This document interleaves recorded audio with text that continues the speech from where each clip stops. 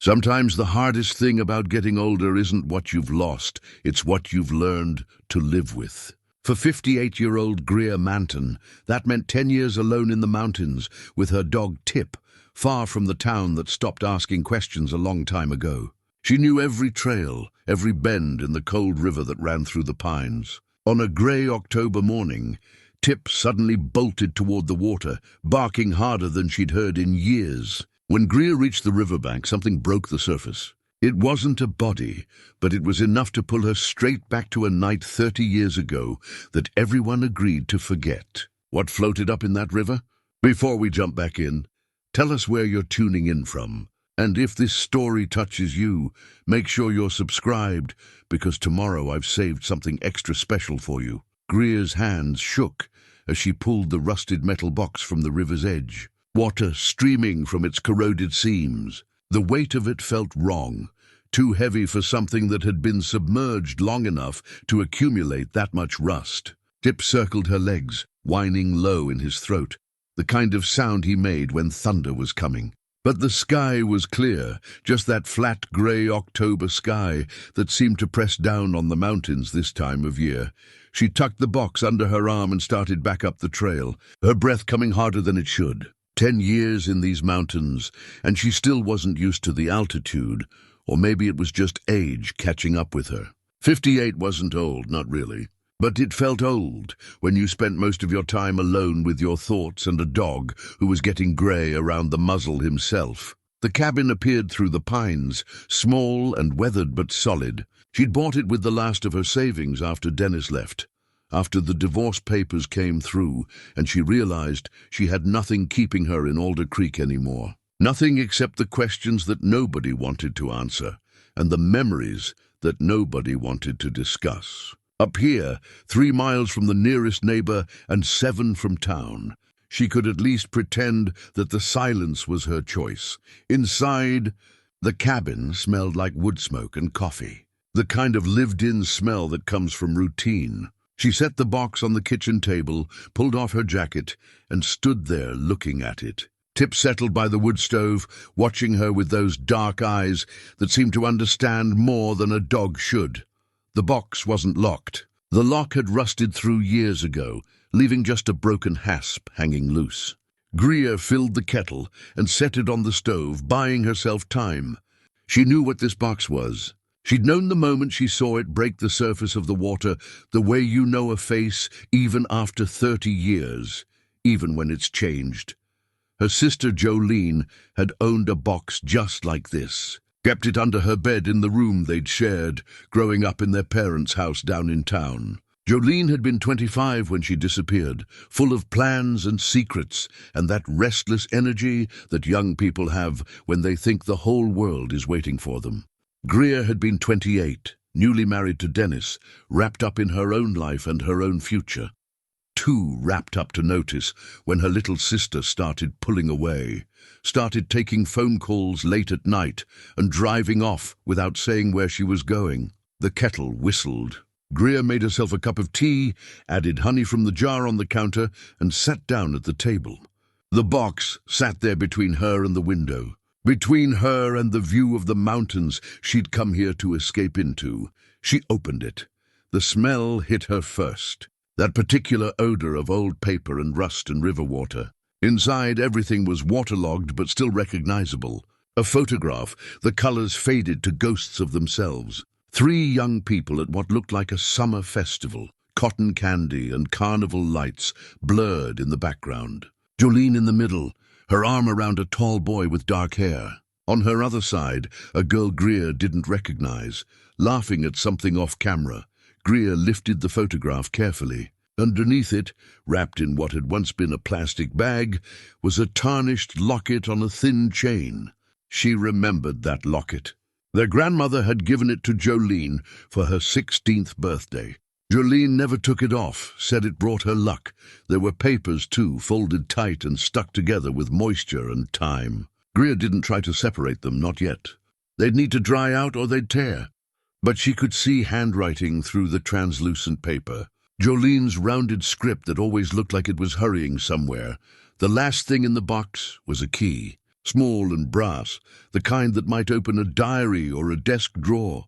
Nothing remarkable about it except that it was here, in this box, at the bottom of the river where her sister had disappeared 3 decades ago. Greer set the photograph on the table and studied it. The summer of 1995.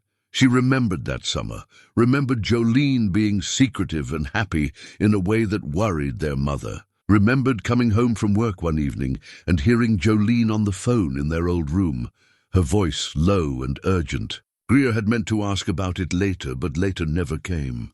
2 weeks after that, Jolene didn't come home one night. The next morning, her car was found abandoned on the old logging road near the mill. The doors were open, the keys still in the ignition. There was no sign of struggle, no blood, no note. Just gone.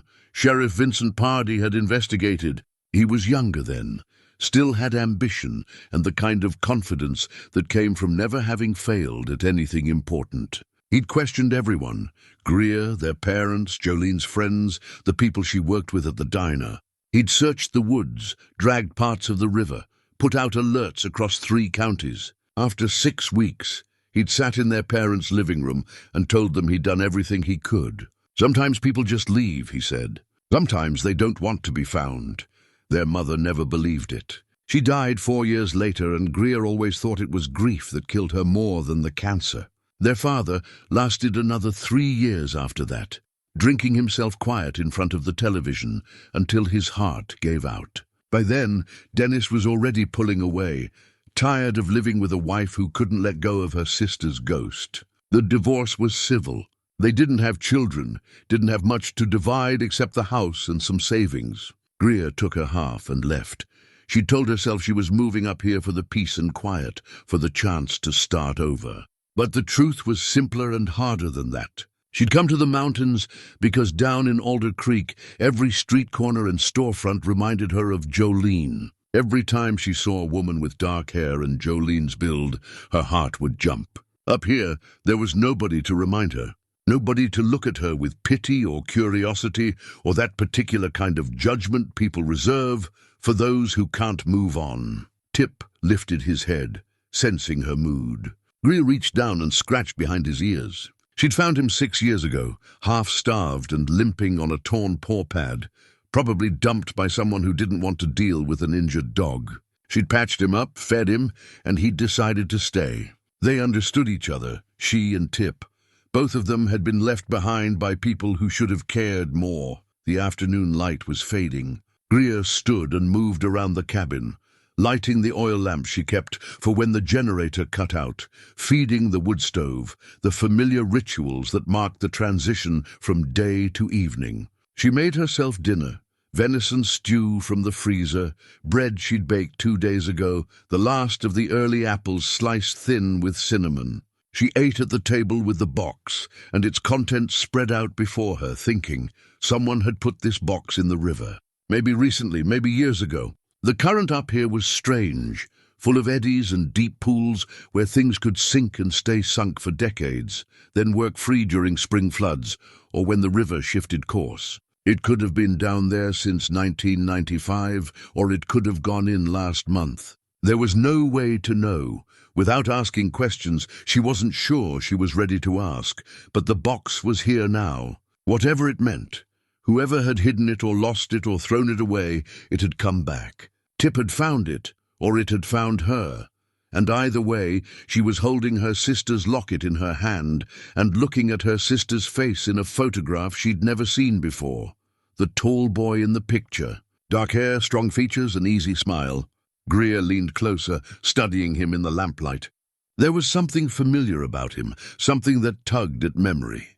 And then it clicked. Kyle Brennan, the mill owner's son.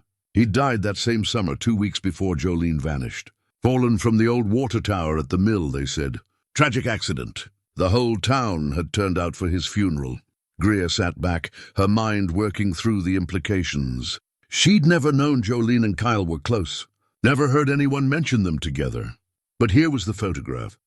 Jolene's arm around his waist, his around her shoulders. Both of them looking happy and young, and completely unaware that in a few weeks they'd both be gone outside the wind picked up. sending pine needles rattling against the windows. The temperature was dropping fast. Greer banked the fire and pulled the blanket off the back of the couch, wrapping it around her shoulders. Tip moved to his bed in the corner, circling twice before settling with a sigh. She couldn't stop looking at the photograph. Couldn't stop thinking about Jolene in those last weeks, how she'd seemed distracted and jumpy, how she'd argued with someone on the phone that night Greer had assumed it was a boyfriend, some drama that would blow over. She'd been too focused on her own life, her new marriage, the house she and Dennis were fixing up. She told herself Jolene was an adult, could handle her own problems. That was the guilt that lived in her now, that had lived in her for 30 years. The guilt of not paying attention when it mattered, of being so wrapped up in her own happiness that she missed the warning signs. If she'd pressed Jolene about the phone call, about where she was going, about who she was seeing, would it have made a difference? Would Jolene still be here? There was no answer to that. There never had been. But now there was this box, and the photograph, and the locket, and the key. Evidence that something had happened, that Jolene hadn't just decided to disappear. Evidence that maybe, after 30 years, it wasn't too late to find out what. Greer picked up the papers again, carefully separating the top sheet from the others. The ink had run, but she could make out fragments. "Meet me at the old mill." "Don't tell." The handwriting wasn't Jolene's. It was angular, masculine, rushed. A date at the bottom, August 14th, 1995, 3 days before Kyle Brennan died. 4 days before Jolene vanished. The paper trembled in her hands. For 10 years, she'd lived up here in silence, accepting that some questions don't have answers, that some losses you just have to carry. But holding this note, looking at her sister's face in the photograph, feeling the weight of the locket in her palm, something shifted inside her. A decision forming before she even knew she was making it. Tomorrow she would go into town. Tomorrow she would start asking the questions that nobody had wanted to answer 30 years ago. She didn't know what she'd find, didn't know if anyone would even talk to her after all this time. But she knew she couldn't let this go. Not anymore. She was 58 years old, and she'd spent the last decade learning to live with silence and solitude. But some silences need to be broken. Some truths need to be spoken, no matter how long they've been buried. Greer carefully gathered the contents of the box, wrapped them in a clean towel, and set them on the shelf above her desk. She'd let them dry overnight, examine them more carefully in the morning. Then she'd drive down the mountain and into Alder Creek for the first time in 4 months. She'd walk into the diner where Sheriff Pardee took his coffee every morning. Retired now, but still keeping to his routines. Still, the man who'd closed her sister's case and told her family to move on, and she'd show him what the river had given back. Outside, the mountains settled into darkness, and the river ran on through the pines, cold and constant, keeping its secrets until someone was finally ready to listen. Morning came cold and clear. Greer was up before dawn, unable to sleep past the restless hours that had carried her through the night. She'd spent most of it at the kitchen table, carefully separating the papers from the box, laying them out on clean towels to dry. The note she'd glimpsed the night before was clearer now in the lamplight. "Meet me at the old mill. Midnight. Don't tell VP Vincent Pardee." The handwriting was definitely masculine, probably Kyle's based on the date and context. But why would Kyle Brennan be warning Jolene not to tell the sheriff about a meeting? And what happened at that meeting that ended with both of them dead within days? Greer made coffee and sat with the questions until the sun came up over the ridge. Then she showered, dressed in clean jeans and the fleece pullover that Dennis had given her years ago, back when he still thought their marriage might survive her grief. She fed Tip, left him with fresh water and strict instructions to guard the cabin, and headed for her truck. The drive down the mountain took 40 minutes on the winding dirt road that turned to gravel, then finally to pavement as she reached the outskirts of Alder Creek. The town hadn't changed much in the month since her last visit. Same main street with its handful of shops, same diner with the red neon sign, same gas station on the corner. Population 847, according to the sign at the town limits. Probably fewer now. Young people didn't stay in places like this anymore. Greer parked in front of Trudeau's diner and sat for a moment, gathering her nerve. Through the window she could see the familiar interior. Red vinyl booths, laminate counter, coffee pot on the warmer.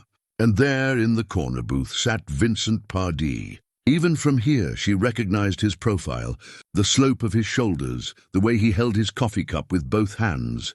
She grabbed the towel-wrapped bundle from the passenger seat and went inside. The bell over the door jingled. Conversations paused mid-sentence. Faye Trudeau looked up from behind the counter, her expression shifting from welcoming to wary in the space of a heartbeat. A few of the regulars, men in work jackets and ball caps, glanced at Greer, then quickly away. She'd forgotten this feeling, the way small towns closed ranks around their own discomfort. Vincent Pardee set down his coffee cup and watched her approach. He was 73 now, she knew. Retired for 8 years, but still sharp-eyed, still carrying himself like a man who'd worn a badge most of his life. His hair had gone completely white, and there were deep lines bracketing his mouth. But he was still recognizable as the man who'd sat in her parents' living room and told them there was nothing more he could do. "Greer," he said, his voice carefully neutral. "It's been a while. Sheriff. Old habits." She'd never gotten comfortable calling him anything else. Just Vincent now. "I haven't been sheriff in a long time." He gestured to the seat across from him. "You look well." She sat, keeping the bundle in her lap. "I found something yesterday, up by my place, in the river." His expression didn't change, but she saw something flicker in his eyes. Caution, maybe, or recognition. What kind of something? Greer unwrapped the towel and set the metal box on the table between them. The papers were still inside, along with the photograph and the locket. She watched his face as he looked at them, watched the color drain from his cheeks. "Where did you get this?" His voice was quieter now. "I told you. The river.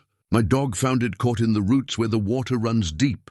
Pardee reached for the photograph, then seemed to think better of it. His hands retreated to his coffee cup. "That's been missing a long time." "Missing, not lost." "I didn't say lost." "No, you didn't."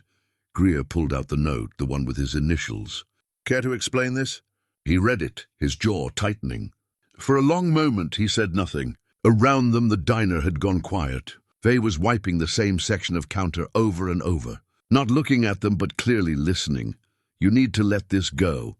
"Greer, that's what you told my parents 30 years ago, and I'll tell you the same thing now." He pushed the box back toward her, his voice low and urgent. "Whatever you think you've found, it's not going to bring Jolene back. It's not going to change anything. It might change what I know about what happened to her. What happened was a tragedy. A young woman who made poor choices and paid for them." The words hit like a slap.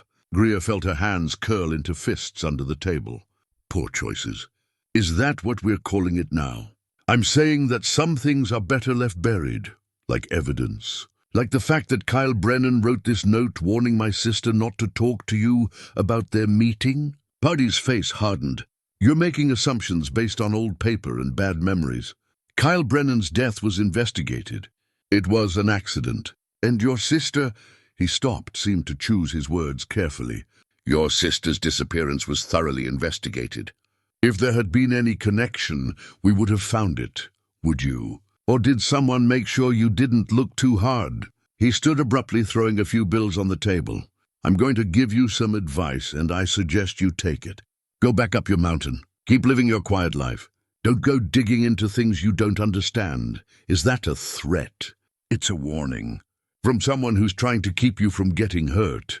He looked down at her, and for a moment she saw something in his face that might have been genuine concern. Or fear. "Let sleeping dogs lie, Greer, for your own sake." He walked out, the bell jingling behind him. Greer sat there, shaking with anger and adrenaline. The diner stayed quiet for another moment. Then gradually conversations resumed, lower than before, careful not to include her. Faye approached with a coffee pot. "You want something to eat, hon?" "Just coffee, thanks." Faye poured, her hand steady. "That was bold, coming in here like that." Seemed like the direct approach was best. "Maybe, but Vincent's not wrong about one thing. Some people in this town have long memories and short tempers." Faye glanced around, lowered her voice.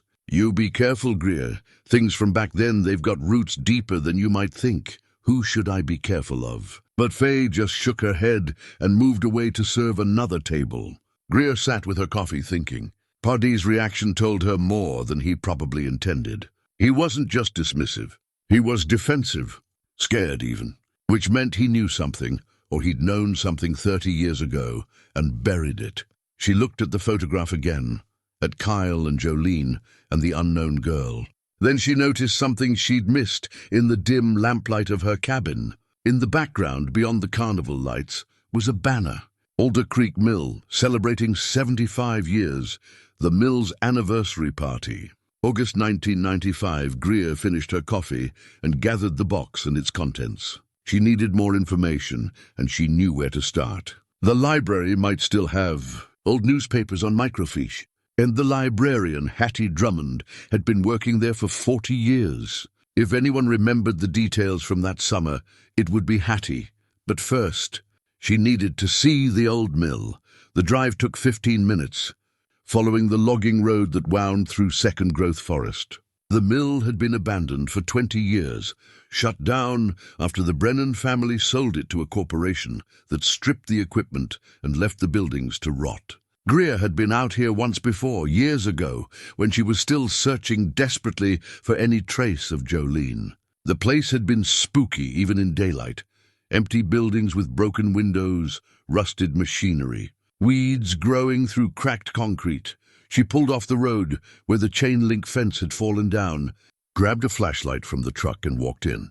The main building loomed ahead, 3 stories of weathered wood and corrugated metal. The old water tower Kyle had supposedly fallen from stood to the left, listing slightly, its tank streaked with rust and bird droppings.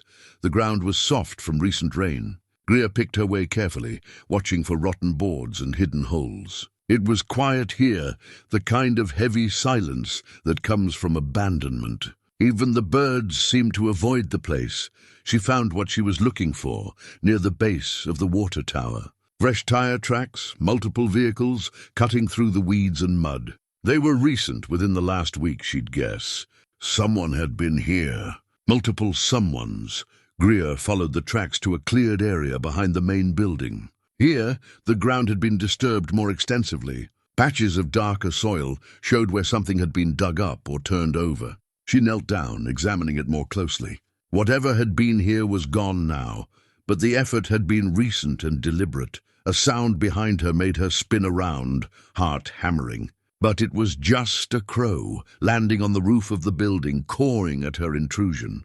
She let out a shaky breath and stood. The place was getting to her, and the morning shadows were deeper here, blocked by the buildings and the trees. She walked the perimeter, finding more signs of recent activity. Cigarette butts near the fence, the imprint of boots in the mud, larger than hers, with a distinctive tread pattern. And near the old office entrance, a scrap of yellow fabric caught on a nail. She pulled it free carefully. It looked like it had come from a rain jacket or tarp, the kind people used to cover equipment. Someone was using this place, or had been using it recently. But for what? Greer pocketed the fabric and headed back to her truck, her mind churning. The note had said to meet at the mill at midnight. Kyle had written it 3 days before he died. Whatever happened at that meeting, it had set something in motion that ended with his death and Jolene's disappearance. And now, 30 years later, someone was back here digging around, looking for something or trying to hide something that had finally worked loose from the river bottom. She drove back to town slowly, thinking through what she knew and what she could prove.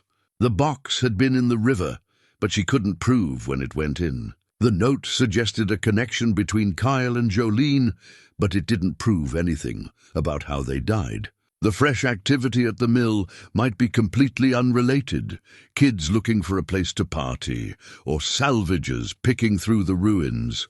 But her gut said otherwise. Her gut said that someone knew what was in that box, and when it surfaced after all these years, they'd gone looking for whatever else might be hidden at the mill. The library was in the old town hall building, a 2-story brick structure that also housed the mayor's office and the public records. Greer parked and went inside, her footsteps echoing on the worn marble floors. The library occupied the entire second floor, accessible by a narrow staircase that creaked under her weight. Hattie Drummond sat at the main desk, reading glasses perched on her nose, her grey hair pulled back in its familiar bun. She looked up as Greer entered and smiled, genuine and warm. Unlike Pardee and the others, Hattie had never treated her like a burden or an inconvenience. Greer Manton. It's been too long. Hi, Hattie. I need to look at some old newspapers. Summer of 1995, Hattie's smile faded slightly. That's a specific request. I have a specific reason. I suppose you do. Hattie stood, moving with the careful deliberation of her 74 years. Microfiche reader is in the back room. You remember how to use it? I think so. Hattie pulled out the drawer labeled 1995 and selected several reels. These cover June through September. If you need anything else, just holler.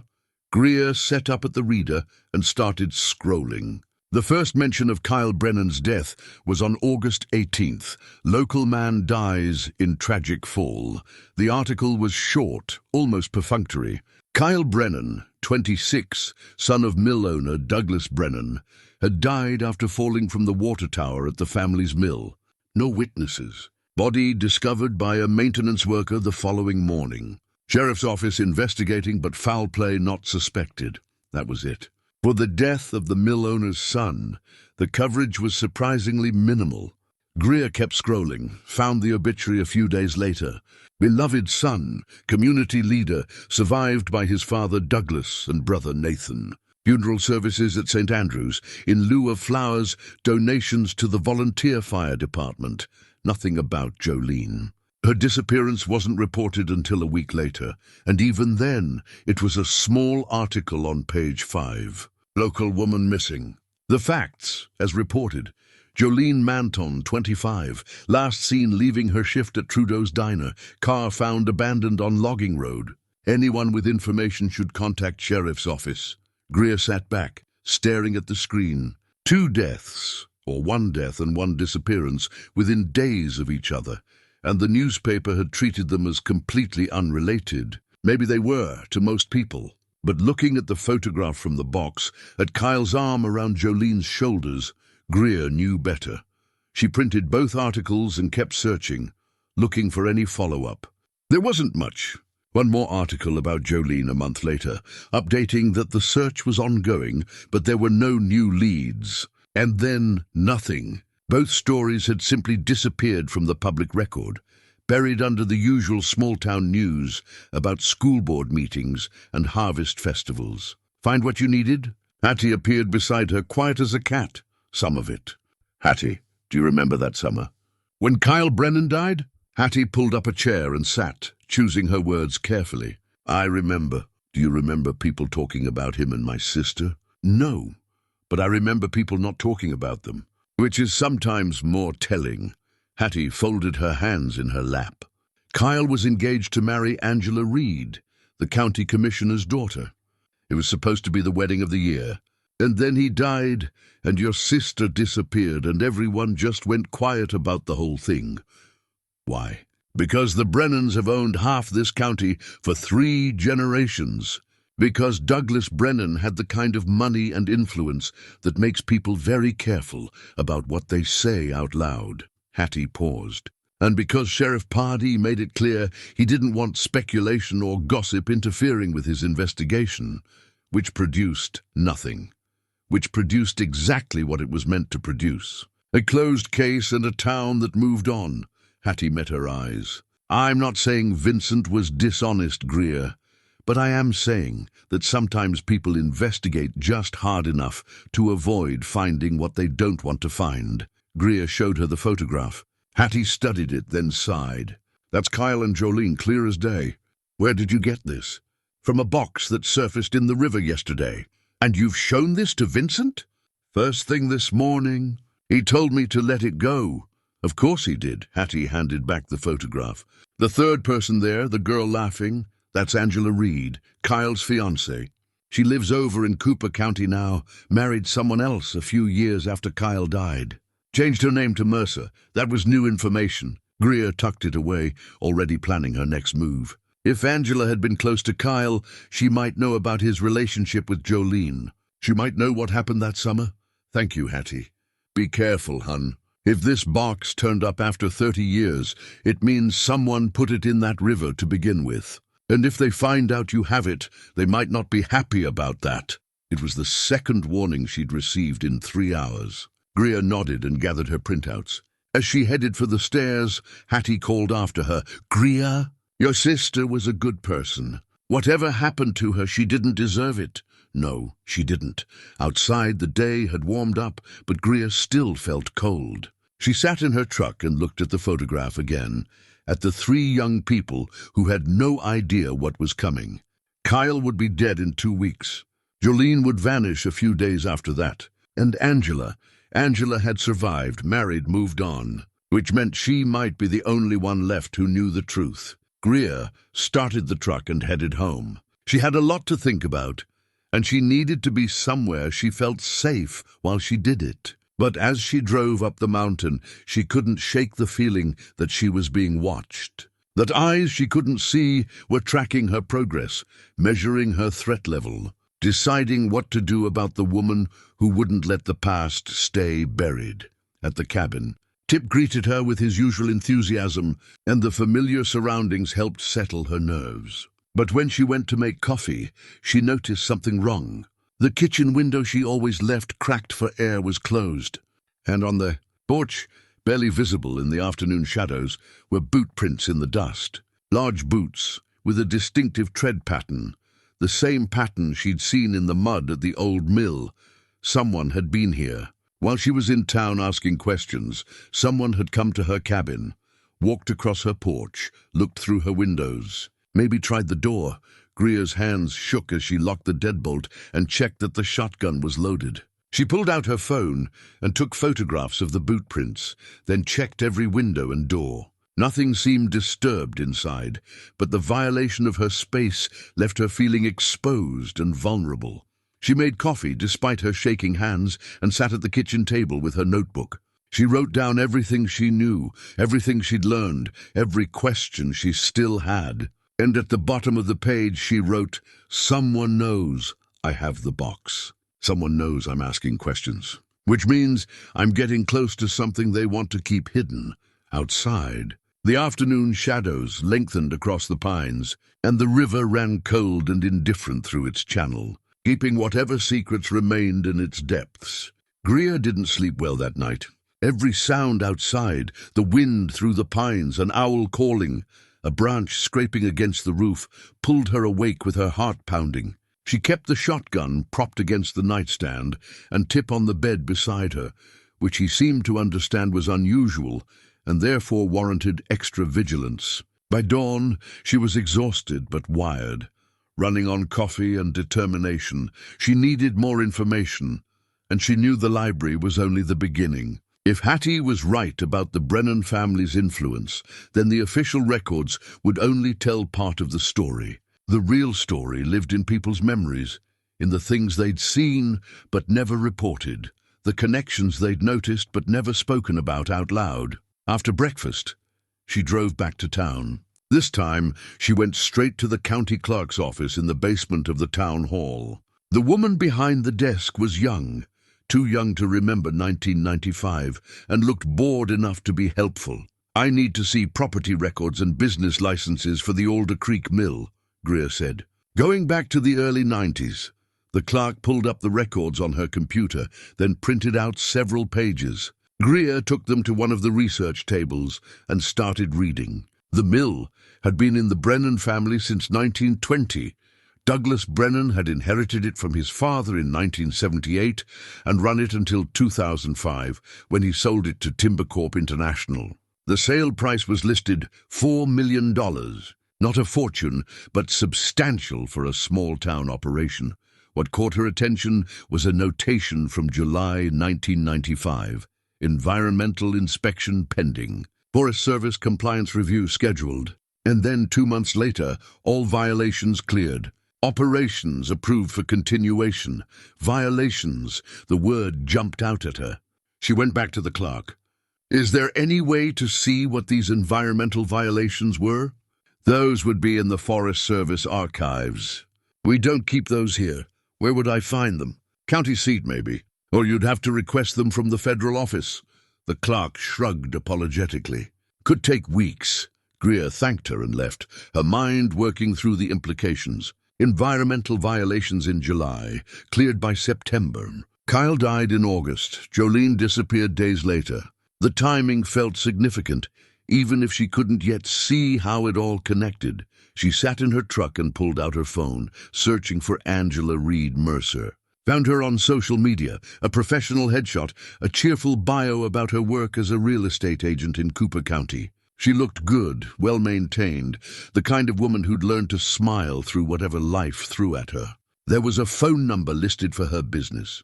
Greer hesitated, then dialed before she could talk herself out of it. Mercer Realty, Angela speaking. Angela, my name is Greer Manton. I'm Jolene Manton's sister. Silence on the other end. Then carefully. I remember Jolene. I'm sorry about what happened. I need to talk to you about that summer. About Kyle. I don't think that's a good idea. I found something. A box that was in the river. It has a photograph of you and Kyle and Jolene at the Mills anniversary party. Angela's breath caught. Where did you say you found this? In the river near my cabin. It surfaced a few days ago. Another long pause. I can't talk about this on the phone.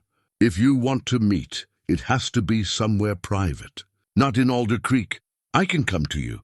No, there's a rest area off Highway 47, about halfway between here and there. The one with the scenic overlook. Tomorrow, 2 in the afternoon. I'll be there. Angela hung up without saying goodbye. Greer sat with the phone in her hand, feeling the weight of that conversation. Angela was scared. After 30 years, she was still scared, which meant whatever had happened that summer, its shadow still reached into the present. Greer drove to Walsh's General Store, the only real grocery in town. The place hadn't changed since she was a kid. Narrow aisles crammed with everything from canned goods to fishing tackle, the smell of old wood and coffee beans. Rennie Walsh stood behind the counter, reading glasses perched on his nose, working through a crossword puzzle. He looked up as she entered, and his expression shifted from neutral to uncomfortable. Greer, Rennie! She picked up a basket and moved through the aisles, collecting coffee, bread, eggs. Rennie watched her the whole time, not even pretending to work on his puzzle. When she brought her items to the counter, he rang them up in silence. But as he bagged her purchases, he spoke quietly. "Heard you were asking questions about your sister. Word travels fast. It's a small town. People talk." He glanced toward the door, making sure they were alone. "You should know that Vincent came by yesterday. After you left the diner, he was asking if I'd seen you, if you'd been in here. What did you tell him?" "The truth. That I hadn't seen you in months." Rennie handed her the bag. "But I'll tell you something else. Kyle Brennan used to come in here back before he died. He was a good kid, nothing like his old man.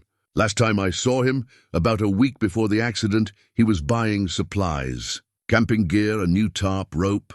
Said he was going to do some exploring up in the National Forest. Did he say where?" "No, but he seemed nervous. Kept looking out the window like he was expecting someone to follow him." Rennie leaned closer. "There was talk back then, Greer. Not loud talk, but quiet talk, the kind people have when they're afraid to say too much. Talk about the mill cutting timber where it shouldn't, about inspectors being paid off, about Douglas Brennan having his fingers in pockets all over the county. Why didn't anyone say anything? Because Douglas Brennan employed half this town. Because Vincent Pardee was his fishing buddy and his poker partner. Because people have mortgages and families, and they don't risk those things on rumors." He straightened up as the door jingled, another customer entering. "Be careful, Greer. Whatever you're digging into, it's got teeth." Greer paid and left, her groceries in one arm, her thoughts spinning. Illegal logging, environmental violations, a son who was about to expose his father. It was starting to make a terrible kind of sense. She drove home, constantly checking her rearview mirror. Nobody seemed to be following her, but the feeling of being watched persisted. At the cabin, she unloaded her groceries and then pulled out the papers from the box again. The note, the photograph, the locket. She laid them on the table alongside her notes from the library, the property records, everything she'd learned. Kyle had discovered something about his father's business, something serious enough to warrant going to the authorities. He'd asked Jolene to meet him at the mill at midnight, probably to show her evidence, to ask her to be his witness. Don't tell VP, because even then Kyle knew the sheriff couldn't be trusted. But what happened at that meeting? Did they go? Did someone find out about it? Kyle died 2 weeks after writing that note. Maybe he'd already confronted his father, and Douglas had acted first. Or maybe someone else had been watching, listening, making sure the family's secret stayed buried.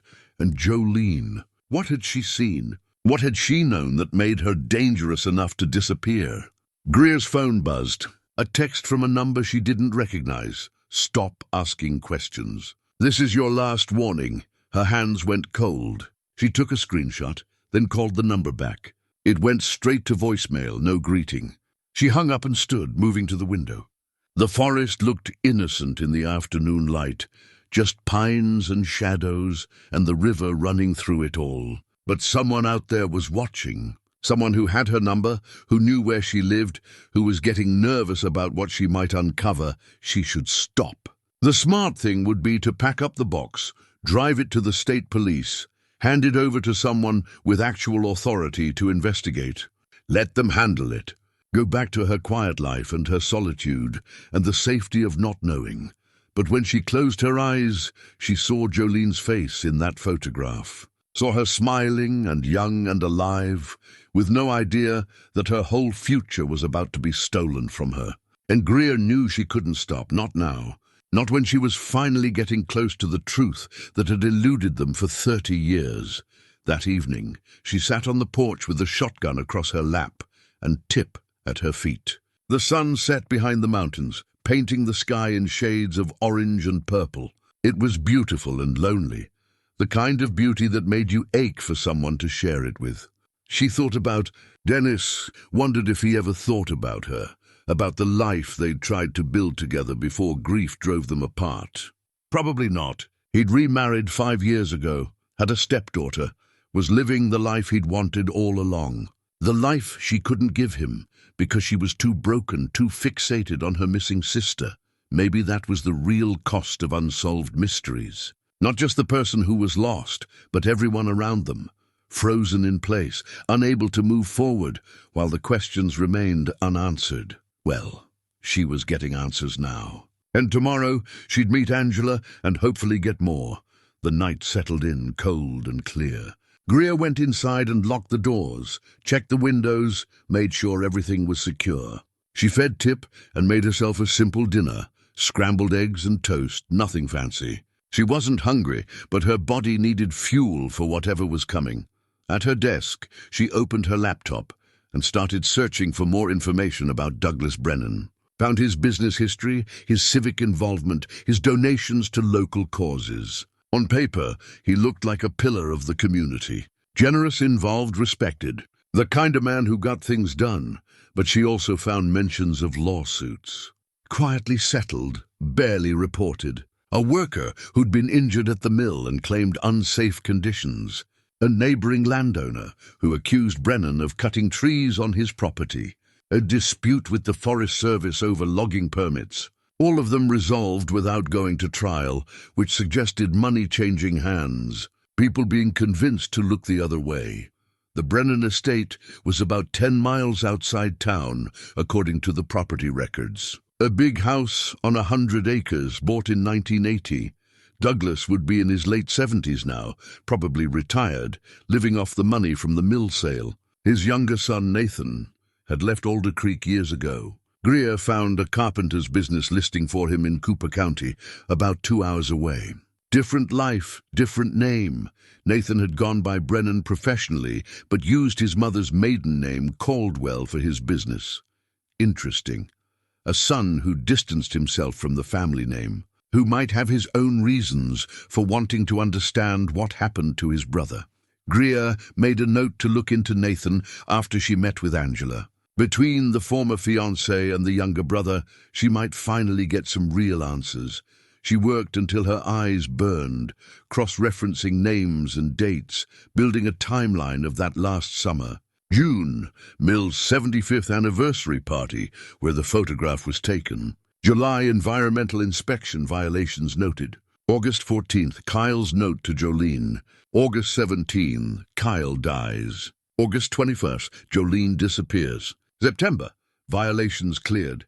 Mill approved to continue operations. The pattern was clear enough. Someone had made sure that whatever Kyle had discovered stayed buried. And anyone who might have known about it, Jolene, maybe others, had been silenced. Greer saved her notes and backed everything up to a cloud drive. If something happened to her, she wanted the information to survive. Paranoid, maybe. But after the boot prints and the threatening text, paranoia seemed like common sense. She got ready for bed, but sleep was a long time coming. Every time she started to drift off, she'd hear something. A sound that might be footsteps, a shadow that might be movement. Tip slept soundly, which should have reassured her. Dogs knew when something was wrong. But she couldn't shake the feeling that she'd crossed some invisible line, that by asking questions and showing the photograph and refusing to let it go, she'd marked herself as a threat to people who'd spent 30 years making sure the truth stayed hidden. Tomorrow, she'd meet Angela. Tomorrow, she'd start getting the answers she needed. And maybe, finally, she'd learn what had really happened to her sister on that August night 3 decades ago when everything changed. The morning of the meeting, Greer woke to rain. Not a downpour, just that steady mountain drizzle that could last for hours. She made coffee and stood at the window, watching water drip from the eaves, thinking about the drive ahead. 2 hours to the rest area, through winding mountain roads that would be slick with rain. She'd need to leave early, but first, there was something she needed to do. Something she'd been avoiding for 10 years. She drove into Alder Creek and took the turn toward the old residential section where she'd grown up. The house was still there, smaller than she remembered, the paint peeling and the yard overgrown. After their father died, she'd tried to sell it, but there were no buyers in a dying town for a house that needed so much work. Eventually, she just locked it up and walked away, unable to bear the memories it held.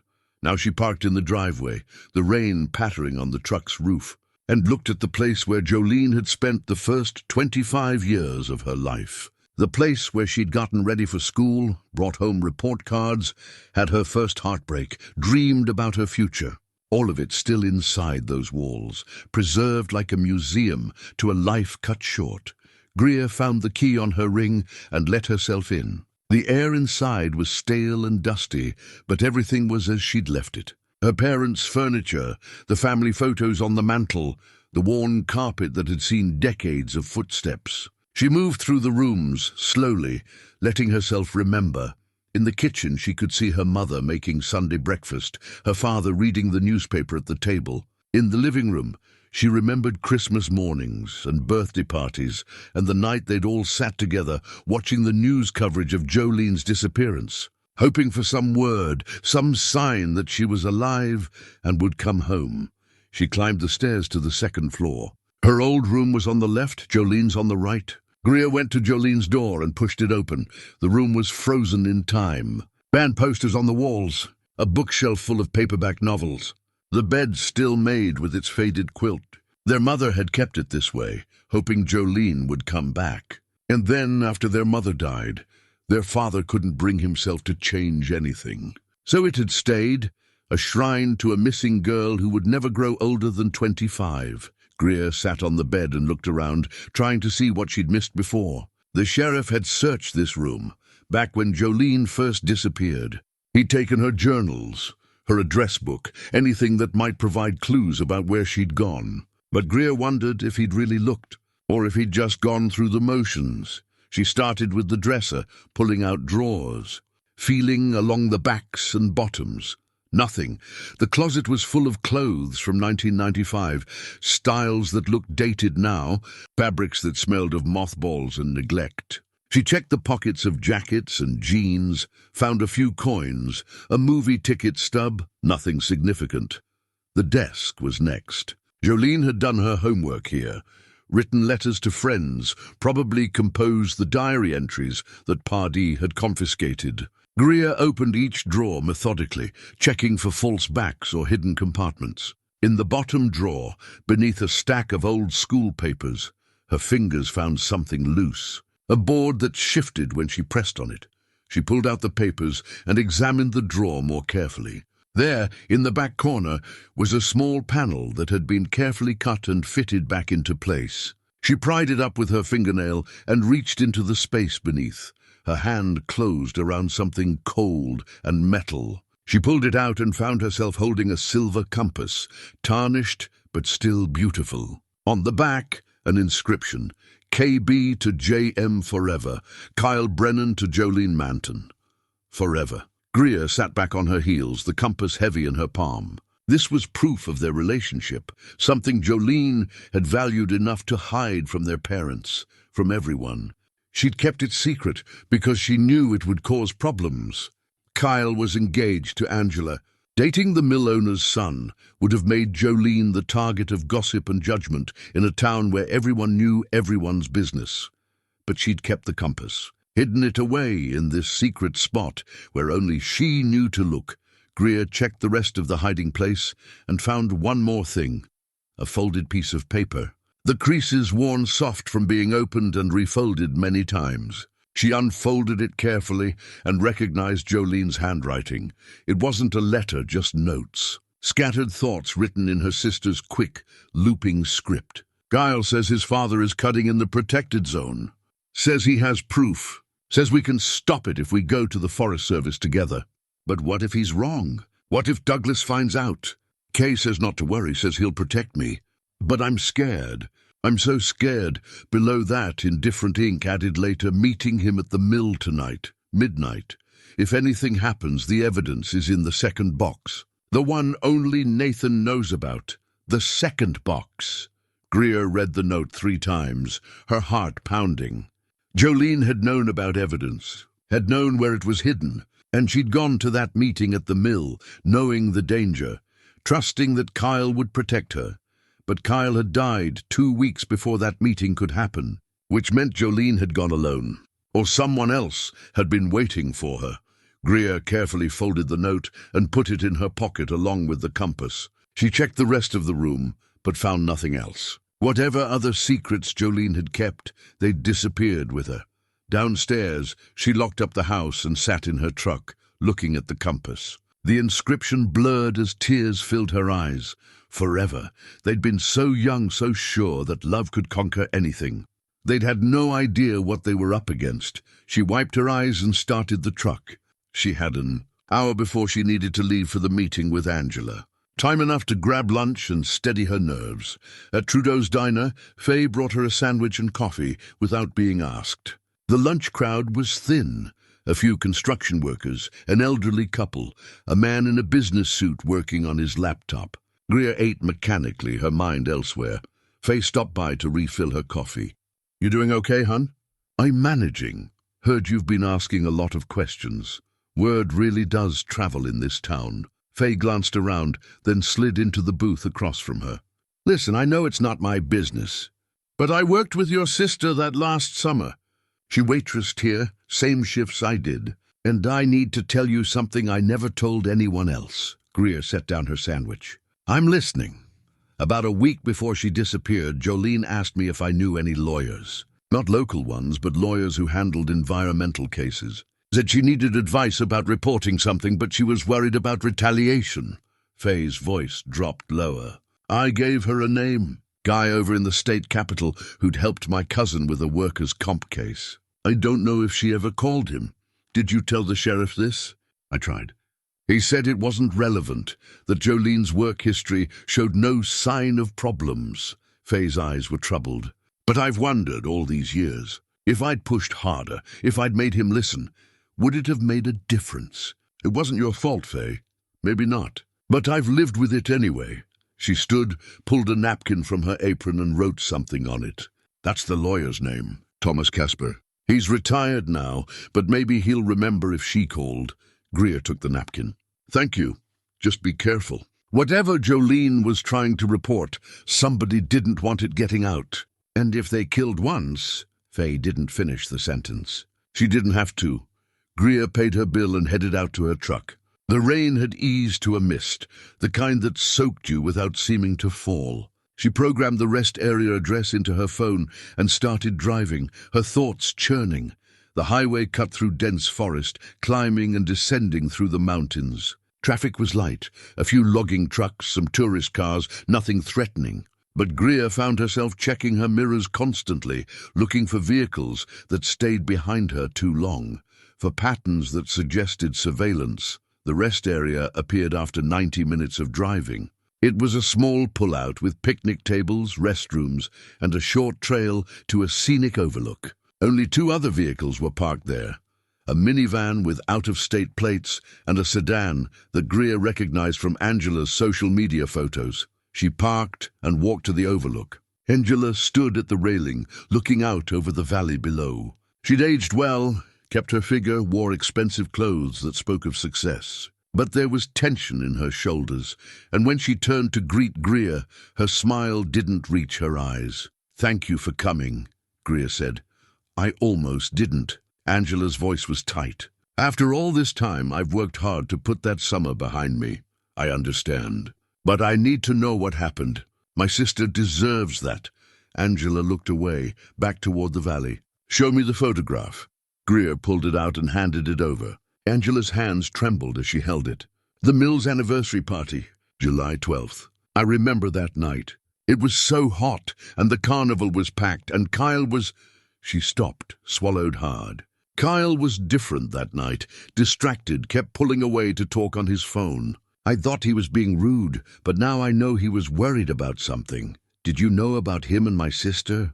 "Not then. I found out later, after he died. Found letters in his apartment, letters from Jolene. They'd been seeing each other since spring. He was going to break off our engagement." Angela's voice was bitter. "I was 23 years old, planning my wedding, picking out china patterns, and my fiancé was in love with someone else. I'm sorry, don't be. I was angry then, but I've had 30 years to understand. Kyle and I were wrong for each other. His father pushed the engagement because my father was the county commissioner.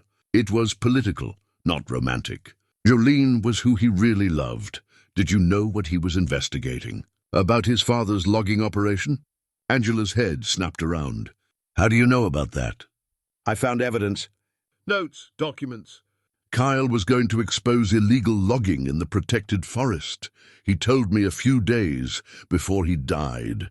Came to my house, told me everything. Said he couldn't marry me, couldn't live the lie his father wanted him to live. Said he had proof that Douglas was cutting where he wasn't supposed to, bribing inspectors, covering up violations." Angela gripped the railing. "I told him he was crazy, that he'd ruin the family, ruin everything. We fought, I said terrible things. And then, 2 days later, he was dead. You think his father killed him. I think Kyle's death was awfully convenient for Douglas. The investigation went away, the mill kept operating, and everyone moved on." She turned to face Greer directly. "Your sister knew what Kyle knew. She was supposed to be his witness when he went to the Forest Service. That made her dangerous. Did you tell this to Sheriff Pardee?" "Of course I did." "He said I was upset, that I was imagining conspiracies because I couldn't accept that Kyle's death was an accident. He told me to grieve quietly and let it go." Angela's laugh was harsh. "So I did. I moved away, married a good man, built a life. And I tried to forget that the man I almost married was probably murdered by his own father." Greer showed her the compass. "I found this today, in Jolene's room." Angela touched it gently. "He talked about getting her this. Said she loved old things, antiques. Said he wanted to give her something that would last." Her eyes filled with tears. "Forever." They really believed that. Jolene wrote a note. She mentioned a second box, one that only Nathan knew about. "Do you know what that means?" "Nathan. Kyle's little brother." Angela thought for a moment. They were close, despite the age difference. Kyle was 26, Nathan was only 16. But Kyle used to take him camping, taught him about the forest. They had places they went together, places their father didn't know about. "Do you know where Nathan is now?" "Last I heard, he was living in Cooper County. Became a carpenter, uses his mother's maiden name. He and Douglas haven't spoken in years." Angela pulled out her phone and scrolled through her contacts. I have his number. We talked a few years back, when I was selling a house and needed custom work done. He's a good person, quiet, careful. He might talk to you. She sent the contact information to Greer's phone. If there's a second box with evidence, Nathan might know where it is. Or he might know where Kyle would have hidden it. Thank you. This helps more than you know. Greer. Angela hesitated. Be careful. If Douglas finds out you're asking questions, if he learns about this evidence, he's an old man now, but he's still connected. Still has money and influence. And if he was willing to kill his own son to protect his secrets, he won't hesitate with you. They stood together at the overlook for another few minutes, two women bound by grief and unanswered questions. Then Angela walked back to her car, and Greer was left alone with the view and the weight of what she'd learned. She called Nathan's number. It rang 4 times before a man's voice answered, cautious and wary. Caldwell Carpentry. Nathan? My name is Greer Manton. I need to talk to you about your brother Kyle. Silence. Then quietly, how did you get this number? Angela Mercer gave it to me. I'm Jolene Manton's sister. Another pause. Where are you? Highway 47 rest area. Stay there. I'll be there in 20 minutes. He hung up before she could respond. Greer stood at the overlook, watching the mist roll through the valley below, and waited for answers that were finally, after 30 years, beginning to surface. Nathan Brennan arrived in a work truck with Caldwell Carpentry painted on the side. He was in his mid-50s, with his brother's dark hair gone mostly grey and the same strong features softened by time and worry. He wore work clothes, jeans, flannel shirt, boots caked with sawdust. When he got out of the truck, he moved carefully, like a man who'd learned to be cautious about everything. Greer Manton. He extended his hand. His grip was firm, calloused from years of physical work. Thank you for coming.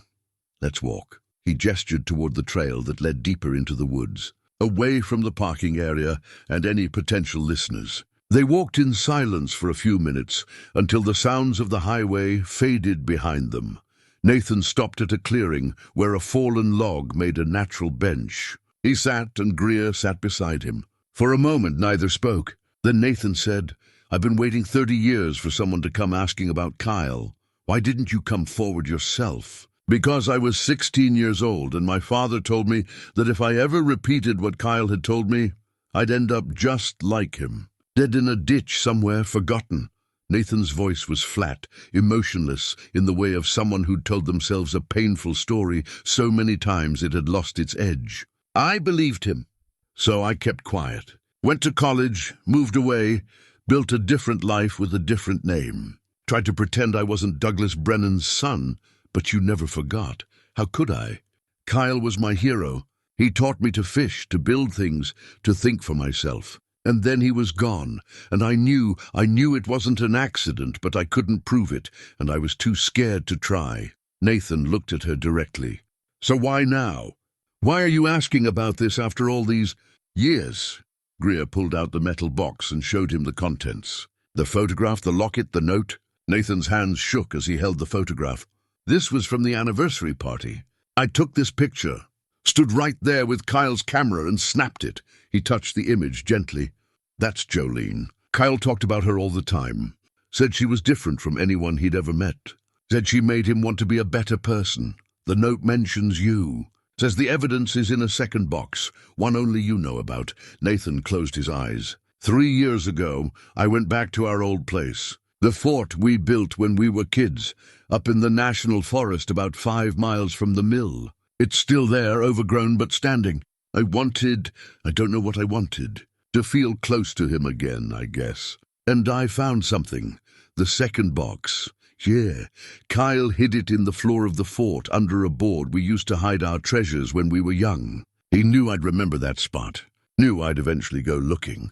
Nathan reached into his jacket and pulled out a folded envelope. I've carried this around for 3 years. Couldn't decide what to do with it. He handed it to Greer. Inside was a key taped to a note in Kyle's handwriting. Nathan, if you're reading this, I'm already gone. I tried to do the right thing and it got me killed. The box is in the fort. The key opens it. Inside is everything you need to prove what Dad's been doing. Forest Service reports, payoff records, photographs of illegal cuts in the protected zones. Take it to the authorities. Don't let him get away with this. I'm sorry I'm leaving you alone with this burden. I love you, little brother. Kay Greer looked up at Nathan. You have the box. I have the box. I've had it for 3 years, and I've been too much of a coward to do anything with it. His voice cracked. Every time I think about going public, I remember my father's face at Kyle's funeral. Remember how he looked at me across the grave, like he was warning me. And I freeze up. Can I see it? Nathan hesitated, then nodded. It's at my workshop. Follow me. They drove in separate vehicles, Nathan leading the way through winding back roads to a property outside town. His workshop was a large pole barn, neat and organized, with the smell of fresh-cut wood and varnish. He unlocked a storage cabinet in the back and pulled out a metal box, identical to the one Greer had found in the river. He set it on his workbench and opened it. Inside were manila folders stuffed with documents, photographs, and a small tape recorder with several cassettes. Nathan pulled out one of the folders and opened it. Forest Service inspection reports from 1995. See these red marks? Those are protected areas. And these photographs show fresh stumps in those exact locations. Greer looked through the photographs. Clear-cut sections in areas that were supposed to be untouched. Logging roads, bulldozed through protected habitat. Tree stumps with measurement tags still attached. Evidence that was impossible to deny. And these, she pointed to another folder, payoff records. Kyle found them in Dad's office. Payments to a Forest Service inspector, to a county official, to the sheriff's office. All carefully documented because Dad was paranoid about having leverage if anyone turned on him. Nathan pulled out a ledger. See, monthly payments to Vincent Pardee, labeled as consulting fees. $5,000 a month for 3 years. The pieces were falling into place. Douglas Brennan had been running an illegal operation, cutting protected forest and bribing officials to look the other way. Kyle had discovered it and threatened to expose everything. So Douglas had killed his own son and made it look like an accident. And when Jolene started asking questions, when she became a liability because Kyle had trusted her with what he knew, she'd been eliminated too. There's one more thing, Nathan said. He pulled out a cassette tape labeled August 10th, 1995. Kyle recorded a conversation with our father. 3 days before he died, he loaded the tape into the recorder and pressed play. The sound quality was poor, muffled, but the voices were recognizable. Kyle's younger voice, passionate and angry. And Douglas, cold and measured. You're going to destroy this family, Douglas said. You've already destroyed it. You're breaking the law, Dad. You're destroying protected forest for profit. I'm providing jobs. I'm keeping this town alive by lying and cheating and bribing people. How is that something to be proud of? Pride doesn't pay bills, son. Reality does. And the reality is that the regulations are strangling legitimate business. I'm doing what needs to be done. I'm going to the Forest Service. I'm going to show them everything. A pause. Then Douglas's voice, quieter now, dangerous. No, you're not. Because if you do, you'll learn what happens to people who betray this family. Is that a threat? It's a promise. Think about your mother. Think about Nathan. Think about all the people in this town who depend on the mill for their livelihoods. You want to destroy all of that because of some trees? I want to do the right thing. Then keep your mouth shut and forget what you think you know. That's the right thing. The tape ended. Nathan ejected it with shaking hands. He killed Kyle. 3 days after that conversation, my brother was dead. And I've known it for 30 years, but couldn't prove it. Now we can prove it. Greer looked at the documents spread across the workbench. This is enough to reopen the case. Enough to get real investigators involved.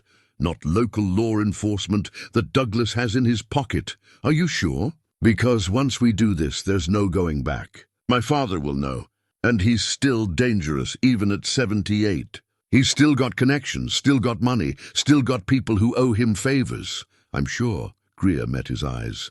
My sister died because of your father's crimes. Your brother died trying to expose the truth. We owe it to them to finish what they started. Nathan nodded slowly. Then we do this together. We make copies of everything. We get it to people who can actually investigate, and we make sure our names are on every document, so there's no way to make this disappear quietly. They spent the next 2 hours photographing every document, copying every file, making multiple backups. Nathan had a contact at the State Attorney General's office, someone he'd met through a community service project who'd given him a card and said to call if he ever needed help. Greer had the name of the environmental lawyer Fay had mentioned, Thomas Casper. By evening, they had 6 complete sets of evidence. One for the Attorney General, one for the lawyer, one for the Regional Forest Service office, one for the State Police, and 2 backup sets stored in safety deposit boxes at different banks. We should deliver these in person, Nathan said.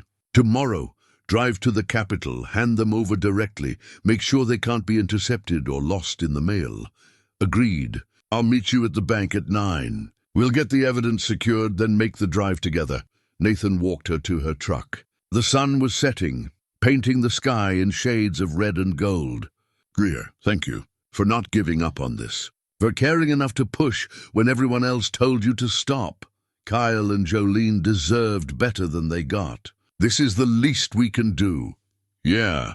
Nathan looked back at his workshop, at the evidence that had sat hidden for decades. I just hope we're not too late.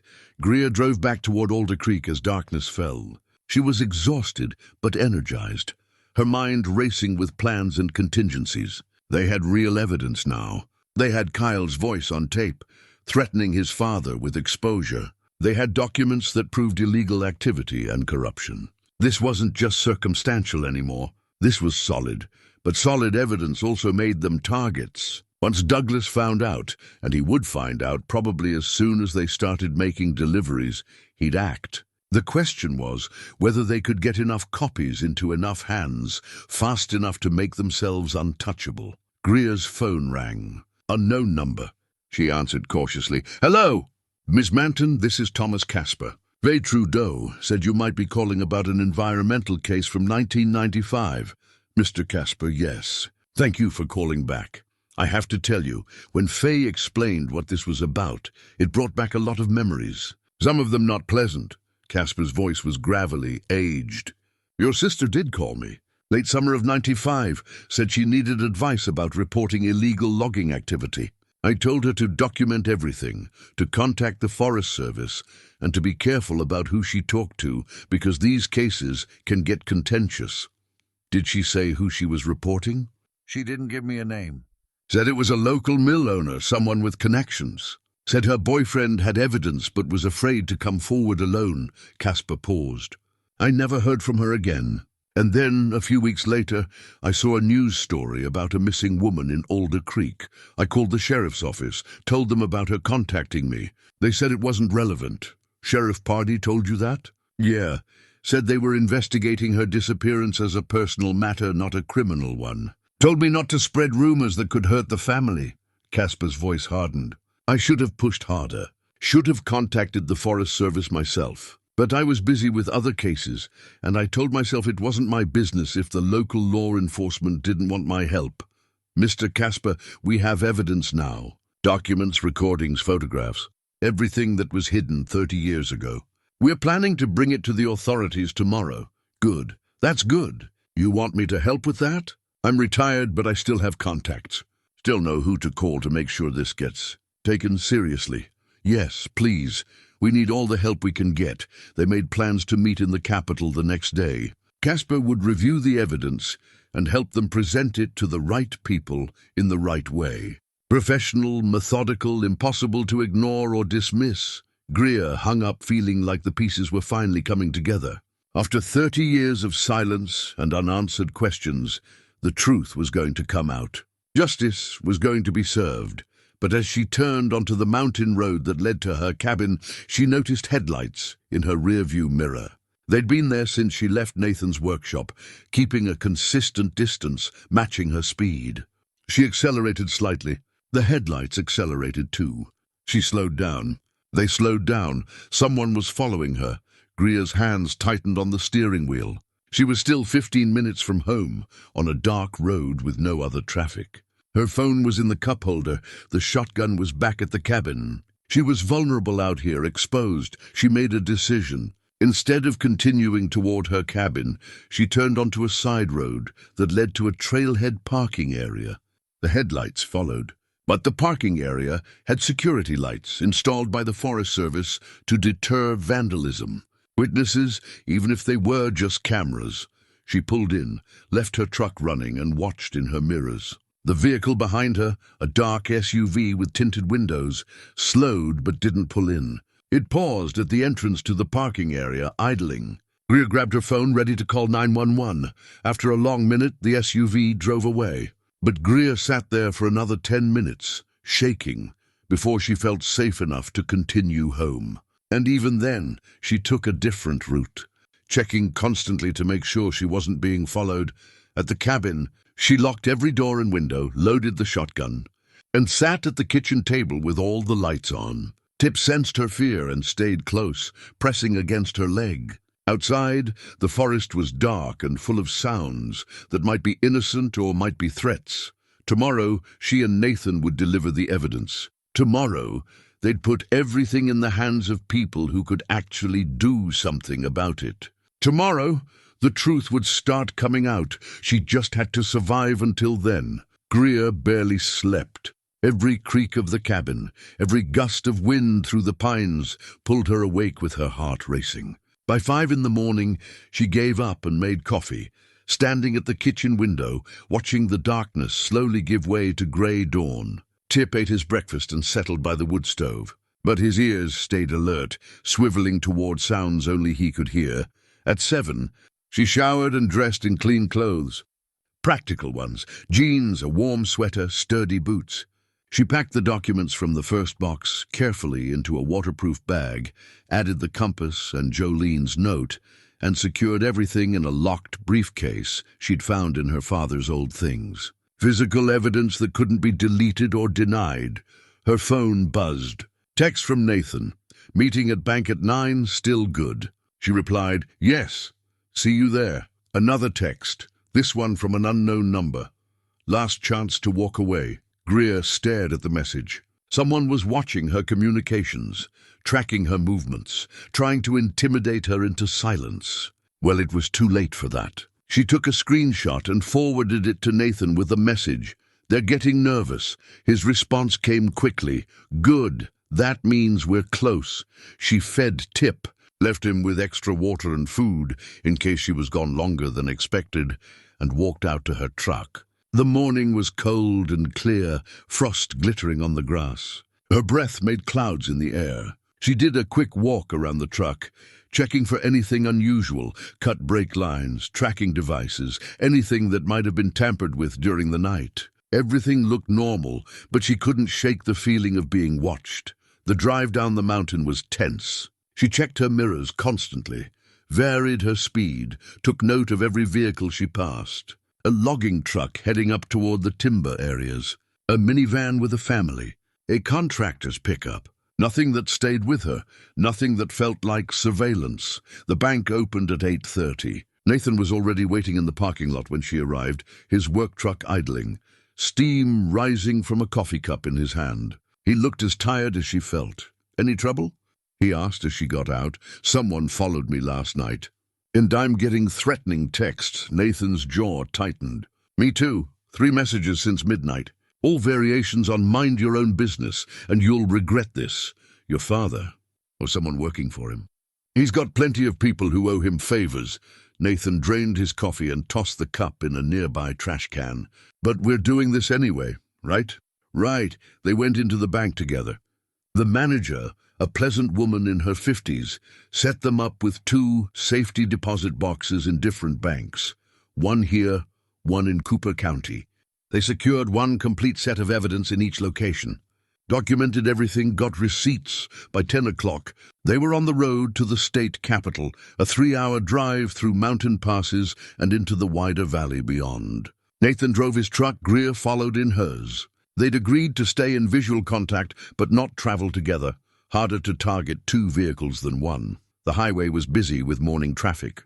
Greer settled into the rhythm of driving, letting her mind process everything that had happened over the last few days. A week ago, she'd been living quietly in her cabin, content with her solitude, resigned to never knowing what happened to Jolene. Now she was driving to the capital with evidence that could bring down a 30-year-old conspiracy, destroy a powerful man, and finally give her sister justice. It felt surreal.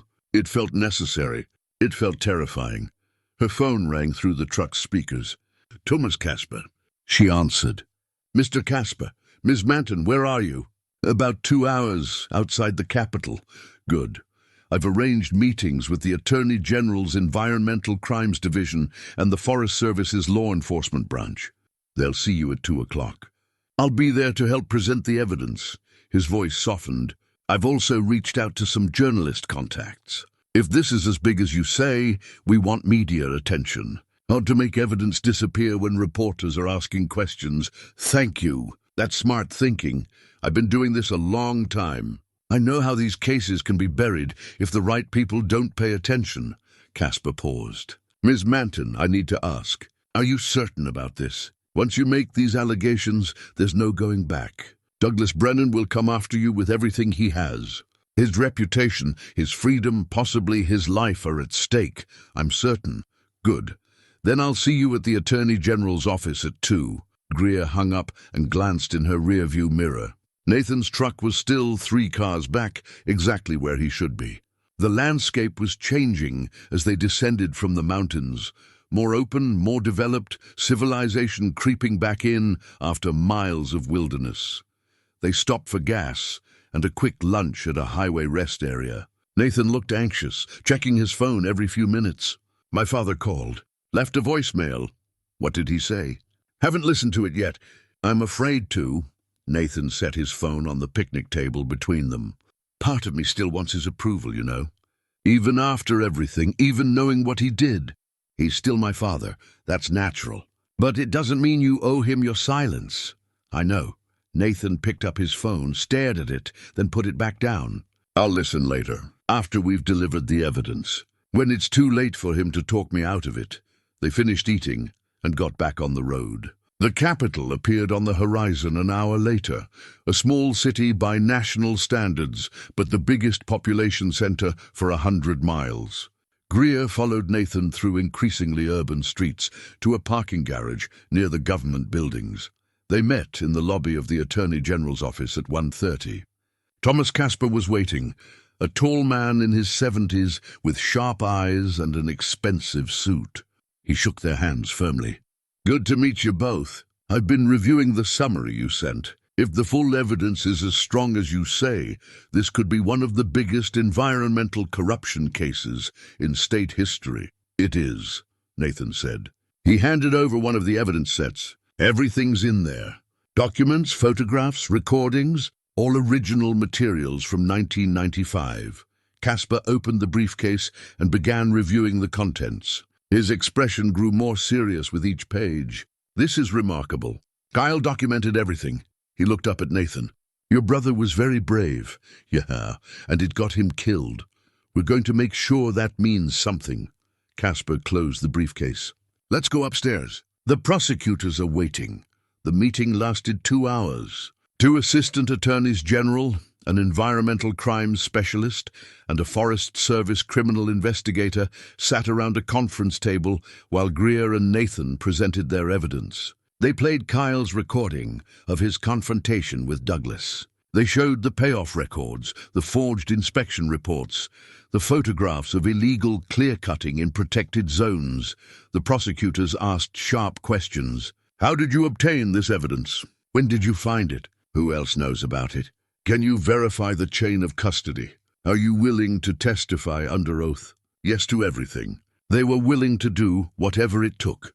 By 4 o'clock, the lead prosecutor leaned back in her chair and exchanged glances with her colleagues. "This is sufficient to open a formal investigation. We'll need to verify the documents, interview witnesses, build a comprehensive case. But based on what you've shown us today, I believe we have probable cause to pursue criminal charges." "How long will that take?" Greer asked.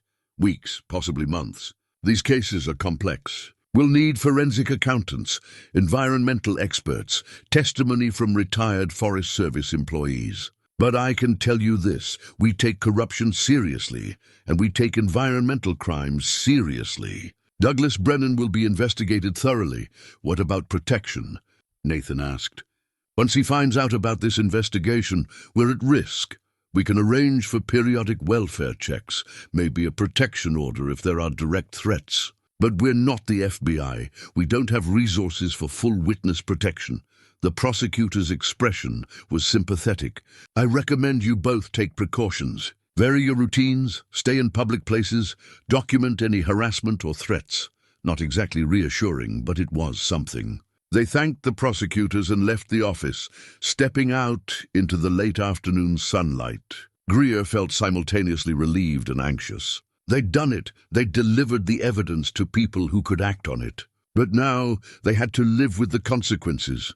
Casper walked them to their vehicles. You both did the right thing. It took courage to come forward after all these years. I'll stay in touch with the prosecutors. Make sure this doesn't lose momentum. Thank you, Greer said, for everything. Your sister would be proud of you. Casper shook her hand. Drive safely, and be careful. They left the capital as evening fell, Nathan leading again, Greer following.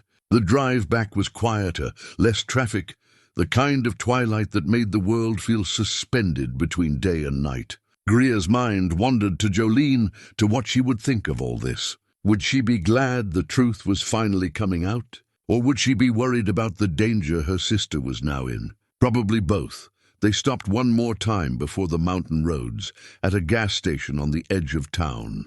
While Greer filled her tank, Nathan came over, his face troubled. I'd listened to my father's voicemail. What did he say? He knows. I don't know how, but he knows we went to the capital. He knows we have the evidence. Nathan's voice shook. He said, if I value my life, I'll call him back immediately. There are things I don't understand, things that could get us both killed if we're not careful. He's trying to scare you. Well, it's working. Nathan ran a hand through his hair. What if he's right? What if there's more to this than just illegal logging? What if we've stumbled into something bigger? Like what? I don't know, but my father doesn't scare easily, and he sounded scared on that message. Not angry, scared. Greer thought about that as she finished fueling up. Douglas Brennan had spent 30 years covering up his crimes, maintaining his position of power, living comfortably on the profits of his corruption. Now suddenly his past was catching up with him. Of course he was scared. That didn't mean there was some deeper conspiracy. It just meant he was finally facing consequences. But doubt crept in anyway. What if Nathan was right? What if they'd missed something important? She paid for her gas and walked back to Nathan. Listen, we've come this far. The evidence is in official hands. We've done what we set out to do. Now we go home, we stay safe, and we let the prosecutors handle it from here. You're right. I know you're right. Nathan looked at his phone again. I should call him back. Not to listen to his threats, but to tell him it's over. That he can't intimidate us into silence anymore. Do you think that's wise? Probably not. But I need to say it. For Kyle, for your sister. For all the years I stayed quiet because I was too afraid. Nathan took a deep breath. I'll call him from home, after I'm back on my own property where I feel safe. They drove the final leg separately, each lost in their own thoughts. The mountains rose around them as they climbed back into the high country. The air getting colder, the darkness more complete. Greer felt the isolation settling back in, familiar and almost comforting after the stress of the city. At the turn-off to her cabin road, she flashed her lights at Nathan in goodbye. He flashed back and continued toward his property. Greer wound up the mountain, her headlights cutting through the darkness. The familiar landmarks appearing and disappearing, the lightning-struck pine, the boulder with the faded graffiti, the narrow bridge over the creek. Home. She was almost home. But as she made the final turn onto her property, her headlights swept across something that made her slam on the brakes. A vehicle parked in her driveway. Dark SUV with tinted windows. The same one that had followed her the night before. And standing on her porch, illuminated by the single light she'd left on, was a man. Tall, elderly, but standing straight. Even from a distance, even after 30 years. She recognized him from old photographs and news clippings. Douglas Brennan had come to her home, and he was holding something in his hand that looked like a gun. Greer sat frozen in her truck, engine idling, hands gripping the steering wheel. Every instinct screamed at her to reverse, to flee, to get away from this man who'd killed his own son, and probably her sister too. But another part of her, the part that had spent 10 years alone on this mountain, the part that had survived grief and divorce and isolation, refused to run. She killed the engine and got out slowly, leaving her truck door open in case she needed to dive back in. "Mr. Brennan, you're on my property."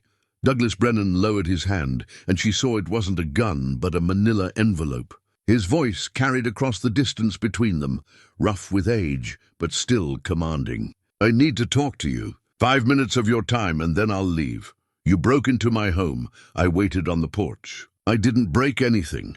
He gestured to the envelope. "Please, what I have to show you changes everything. Everything you think you know about what happened 30 years ago." Greer's mind raced.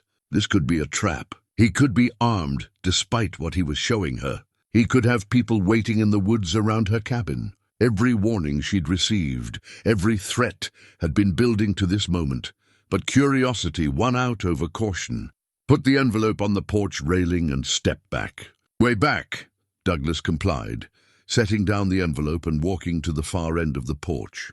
Greer approached carefully, grabbed the envelope and retreated to her truck. She opened it with one eye on Douglas, ready to jump in the truck if he made any sudden moves. Inside were photographs. Old ones date-stamped August 1995. They showed the old mill at night, illuminated by vehicle headlights. And in those photographs was something that made Greer's breath catch. Kyle Brennan, alive, standing next to the water tower. And with him, not falling, not being pushed, but standing there alive, was Vincent Pardee. The sheriff was holding something that looked like an envelope or folder, handing it to Kyle. And in another photograph, a third man stood in shadow, his face partially visible. "Who is that?" Greer called out. "State Forestry Inspector Raymond Cole. He's dead now, died in 2010, heart attack." Douglas's voice was flat. "Kyle didn't fall from that tower, Ms. Manton. He was shot. Shot by Raymond Cole when he refused to hand over the evidence he'd gathered." Greer looked at the next photograph. A timestamp of hours later showed the same location, but now emergency vehicles were present, and Kyle's body lay at the base of the tower in a position that could have been a fall. "Pardee helped stage it," Douglas continued.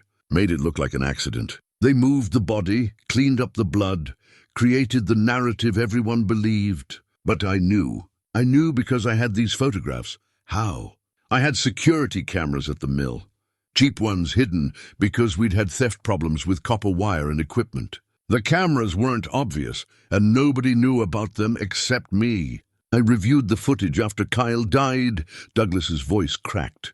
"I watched my son being murdered. Watched the sheriff I'd been paying to protect my business help cover it up." Greer felt sick. "If you knew this, why didn't you go to the authorities?" "Because I was implicated too. Pardee told me if I said anything, he'd claim I ordered the hit. Said he'd testify that I paid Cole to kill Kyle to protect the illegal logging operation. And he had evidence. The payoffs I'd made to both of them, the forged documents with my signature. He could make it look like I was the mastermind." Douglas's hands shook. "So I stayed silent. I let my son's killer walk free because I was too much of a coward to face prison. What about Jolene? What happened to my sister?" Douglas closed his eyes. 3 days after Kyle died, your sister came to the mill, middle of the night. She was looking for the evidence Kyle had told her about. She didn't know he was dead yet. We'd kept it quiet for a day while Pardee arranged the scene. She was digging around the office building when Cole found her. And Cole called Pardee. They had a problem. A witness who knew about the illegal logging and who'd been in contact with Kyle. Pardee made the decision. Douglas opened his eyes and they were full of tears. He killed her, shot her just like Kyle. Then he and Cole buried her body somewhere on the mill property.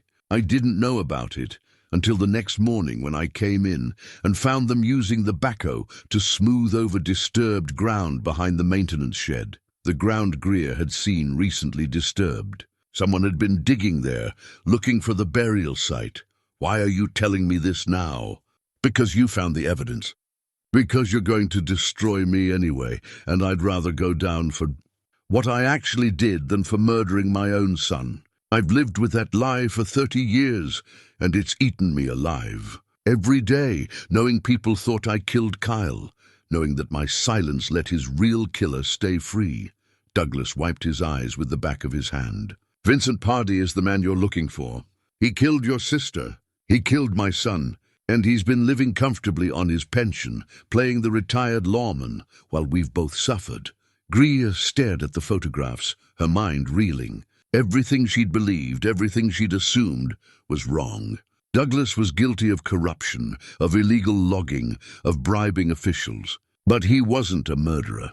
Vincent Pardee was. Where's my sister's body? I can show you. There are landmarks, measurements. I documented it all because I was afraid someday I'd need leverage. Douglas pulled another envelope from his jacket. It's all in here. The exact location where they buried her. The photographs showing the burial. Everything you need to find her and bring her home. He walked down the porch steps slowly, like a man carrying a tremendous weight. I'm not asking for forgiveness, Ms. Manton. I don't deserve it. I was a criminal and a coward, and my silence made me complicit in both murders. But I want you to know the truth. I want you to have justice for your sister. And I want the man who actually pulled the trigger to face consequences. Greer took the second envelope, her hands shaking. Why now? Why not 5 years ago, 10 years ago? Why did you wait until I started digging? Because I convinced myself I was protecting Nathan. He was just a kid when it happened, and I didn't want him targeted by Pardee if the truth came out. I told myself I was being a good father, keeping him safe. Douglas's laugh was bitter, but really I was protecting myself. My reputation, my comfort, my freedom, and I lost Nathan anyway. He saw through me, knew I was lying about something, and he left. Haven't spoken to him in years. He has evidence too. Kyle left him everything, the documents, the recordings, all of it. Douglas nodded. I know, Kyle was smart. He knew I couldn't be trusted to do the right thing, so he made sure Nathan would eventually find the truth. That's what finally convinced me to come forward. When I heard you and Nathan had gone to the capital, I realized my son had outmaneuvered me from beyond the grave. He'd made sure justice would be served one way or another, a sound in the distance, a vehicle approaching on the mountain road. Both of them tensed. Douglas glanced toward his SUV. That might be Pardee. I left him a message this afternoon, told him I was going to come clean, told him it was time to face what we'd done. You did what? Greer's voice rose in panic. I wanted to give him a chance to surrender, to confess. But if he's coming here, Douglas didn't finish the sentence. He didn't need to. Greer ran to her truck and grabbed her phone, dialing 911, but there was no signal. There never was this far up the mountain unless you were standing in exactly the right spot. She cursed and looked at Douglas. Do you have a signal? He checked his phone and shook his head. Nothing. The vehicle was getting closer, maybe 2 minutes away. Greer made a decision. Get in my cabin now, both of us. They rushed inside. Greer locked the door and grabbed her shotgun from beside the couch. Tip was agitated, pacing and whining. Douglas stood in the middle of her small living room, looking lost and old. Nothing like the powerful man who'd controlled half the county for decades. Does he know you're here? Greer asked. I didn't tell him where I was going. Just that I needed to talk to you. Douglas sat heavily in her armchair. But he's resourceful. He was a sheriff for 30 years. If he wanted to find me, he could track my vehicle. Greer moved to the window and carefully peered out through the curtain. Headlights were visible now, coming up the final approach to her cabin. A truck, not an SUV, and when it pulled into her driveway and the driver got out, she recognized him. Nathan. She opened the door, relief flooding through her. Nathan, thank God, I thought. Nathan's expression stopped her. He wasn't alone. Vincent Pardee emerged from the passenger side, and he was holding a gun. Not pointing it at Nathan exactly, but close enough to be a clear threat. Ms. Manton, Pardee called out. I need you and Douglas to come outside. We're going to have a conversation, the four of us. Clear the air, so to speak. Greer stepped back inside and locked the door. Her mind raced through options. The cabin had no back door, just windows that were too small to climb through quickly. Her truck was blocked by Nathan's. They were trapped. Douglas stood and took the shotgun from her hands. "Let me handle this. He's here for me, not you." "No, you're not going out there to be executed. Maybe that's what I deserve. Maybe it is. But not like this. Not by him." Greer moved to the back window. The forest was dark behind her cabin, but she knew these woods, knew the trails, the hiding spots, the way down to the river. "We go out the window, we run. We get to a place where we have cell service and we call for help. He'll shoot Nathan if we run. He'll shoot all of us if we stay." Greer looked at Douglas. "You wanted to do the right thing? Help me survive this. Help me get justice for Jolene and Kyle. That's how you make amends." Douglas nodded slowly. They moved to the bedroom window as Pardee called out again, his voice harder now. "I'm giving you 1 minute. Then I start shooting out your windows. Then I come in. And then this gets messy." Greer unlocked the window and pushed it open as far as it would go. It was small but manageable. She grabbed her coat, stuffed the envelopes Douglas had given her into the inside pocket, and climbed through. Douglas followed with more difficulty, his age and size making the squeeze tight. He scraped his shoulder on the frame but made it through. They dropped to the ground just as the first shot rang out. Glass shattered in the living room. Tip barked frantically inside. Greer felt a moment of anguish, her dog trapped in there, but there was no time. They ran for the tree line as another shot sounded, this one hitting the cabin's siding near where they'd just been. The forest swallowed them. Greer led the way, using memory and instinct to navigate in the darkness. Douglas struggled to keep up, breathing hard, branches catching at his clothes. Behind them, she could hear Pardee shouting, hear movement in the cabin. They ran for 10 minutes, stumbling over roots and rocks, before Greer stopped in a small clearing. Douglas collapsed against a tree, gasping. "I can't, too old. Can't run anymore. You have to. We're not far enough away yet. Leave me.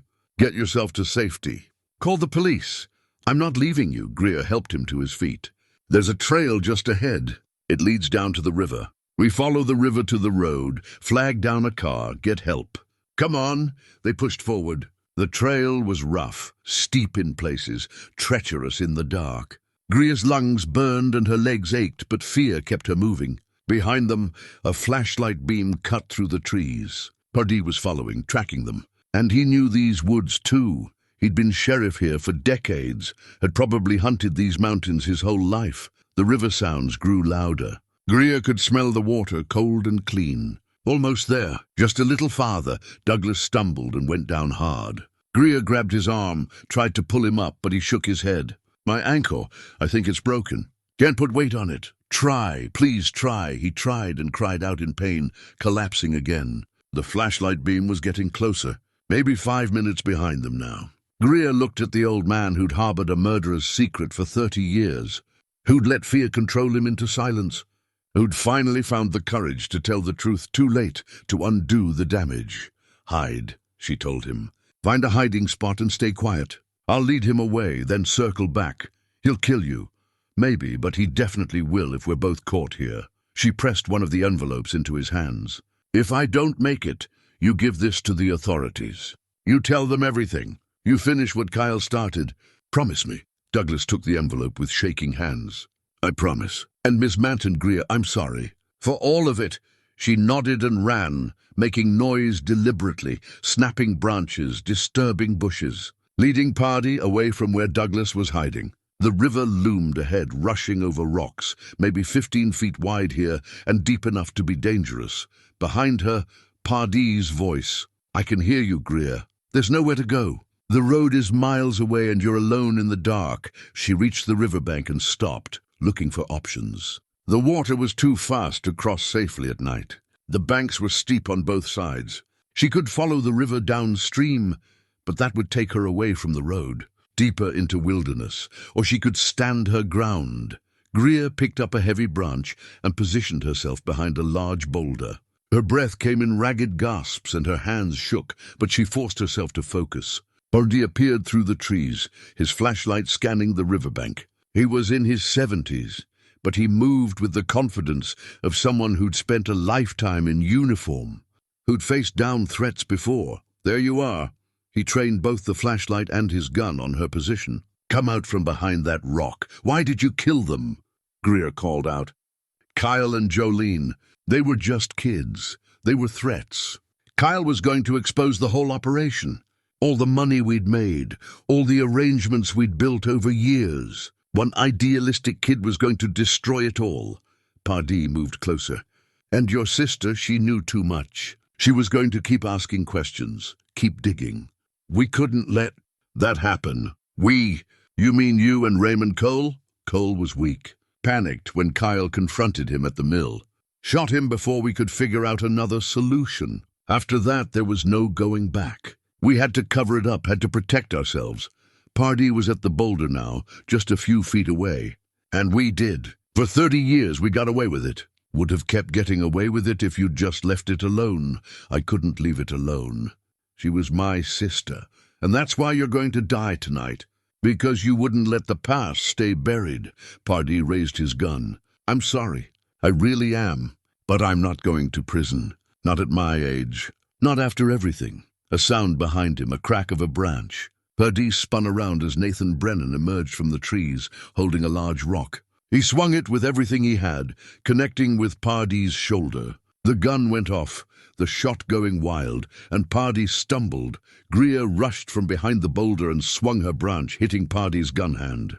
The weapon fell into the river with a splash. Pardee lunged at her, surprisingly strong for his age, and they went down in a tangle of limbs. She felt his hands close around her throat, squeezing. Nathan pulled him off, the two men grappling at the edge of the riverbank.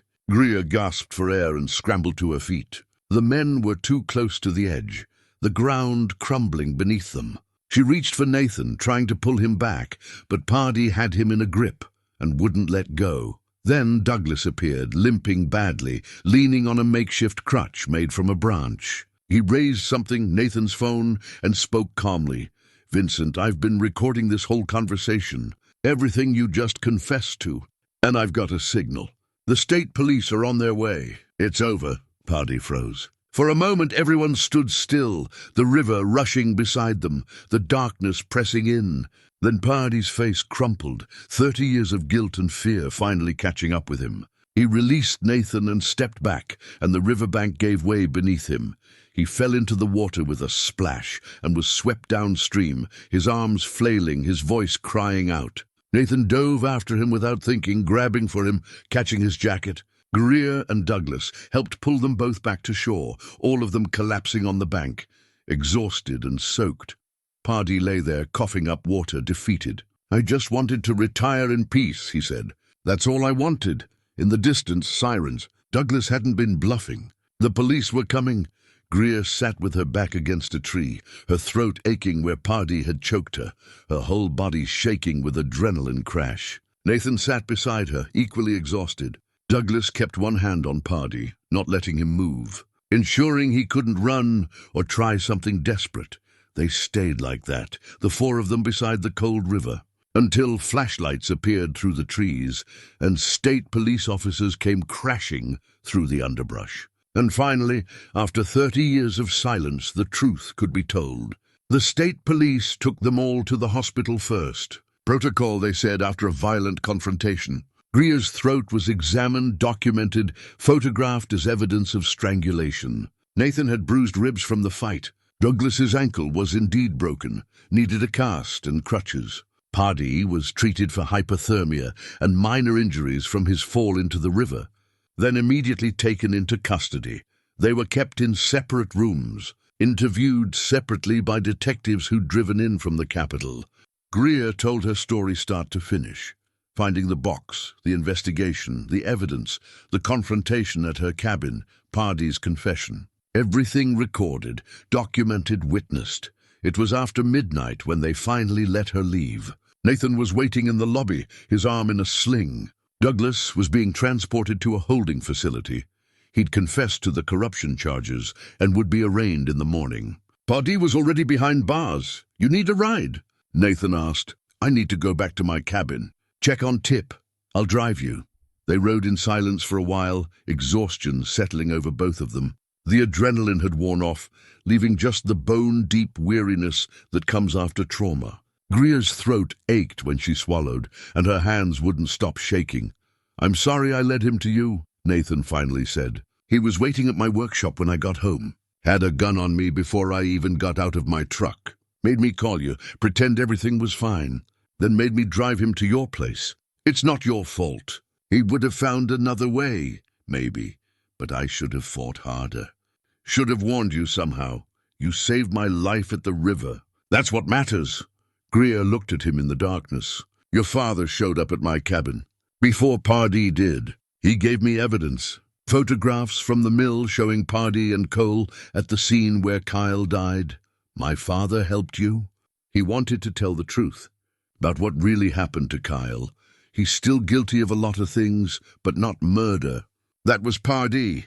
Nathan was quiet for a long moment. "Part of me wants to hate him for all the years of lies, but part of me is just relieved. Relieved that he didn't kill Kyle. That whatever else he did wrong, he didn't do that. I understand. They reached her cabin around 1 a.m. The place was a mess. Windows shot out, glass everywhere, furniture overturned from when Pardee had searched it looking for evidence. But Tip was there, unhurt, going crazy with relief when Greer walked in. She knelt and held him, letting him lick her face, feeling his solid warmth against her. Nathan helped her cover the broken windows with plywood from her shed. They worked mostly in silence, the physical labor helping to process everything that had happened.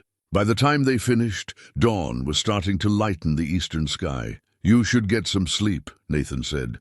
"I don't think I can. Every time I close my eyes, I see Pardee's hands around my throat. Yeah, I know that feeling." Nathan poured them both coffee from the pot Greer had started. "The detectives said they want us back tomorrow afternoon.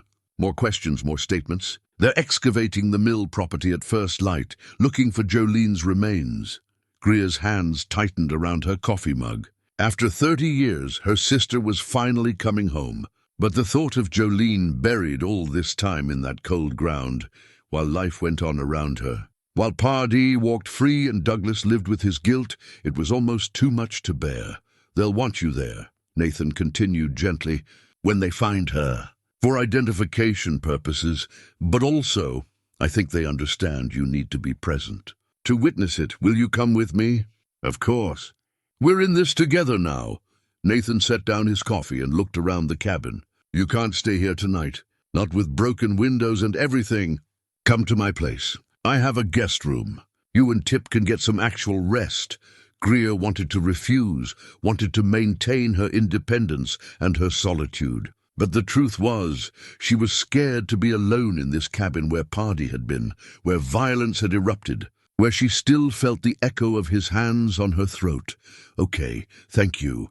They drove to Nathan's property as the sun came up over the mountains. His house was small but well built, a craftsman's home with careful attention to detail. The guest room was simple, a comfortable bed, clean sheets, a window that looked out over his workshop and the forest beyond. Greer slept for 4 hours, dreamless and deep. When she woke, she could hear Nathan moving around in the kitchen, smell coffee and something cooking. She showered carefully, avoiding the bruises on her throat, and dressed in clothes Nathan had left for her, an old sweatshirt and clean jeans that were too big but serviceable. In the kitchen, Nathan had made breakfast. Eggs, toast, bacon, orange juice. "Figured you'd be hungry. You barely ate yesterday." They ate together at his small table. Outside, the morning was clear and cold, autumn in full force now. Leaves turning golden red, the air sharp with the promise of winter coming. "What happens now?" Greer asked. "They prosecute Pardee. Murder charges at minimum. Probably get him for Kyle and Jolene both, plus conspiracy, evidence tampering, corruption. He'll die in prison." Nathan refilled their coffee cups. "My father gets prosecuted too, but his lawyer is already working on a plea deal. Cooperation in exchange for reduced charges. He's old, his health isn't great. He'll probably do some prison time, but not life." "And the mill? The illegal logging? That's going to be complicated. Most of it happened 30 years ago. Statutes of limitations apply to some of it. But there'll be fines, restitution to the Forest Service, environmental remediation. The Brennan family name is going to be permanently associated with corruption and environmental crime." Nathan's expression was resigned. Part of me feels like I should change my name entirely. Stop using Caldwell, pick something new. Start completely fresh, or you could reclaim the name. Use it to make amends. Your brother tried to do the right thing. You're finishing what he started. That means something. Nathan considered that. Maybe, I don't know yet. Right now, I'm just trying to process that the man I trusted to uphold the law murdered my brother. That my father, for all his faults, tried to protect me by staying silent. That the woman I just met a few days ago is braver than I've been in 30 years. I'm not brave. I'm just tired of living with questions I can't answer. That's a kind of bravery. Greer's phone rang. Thomas Casper. She answered. Mr. Casper.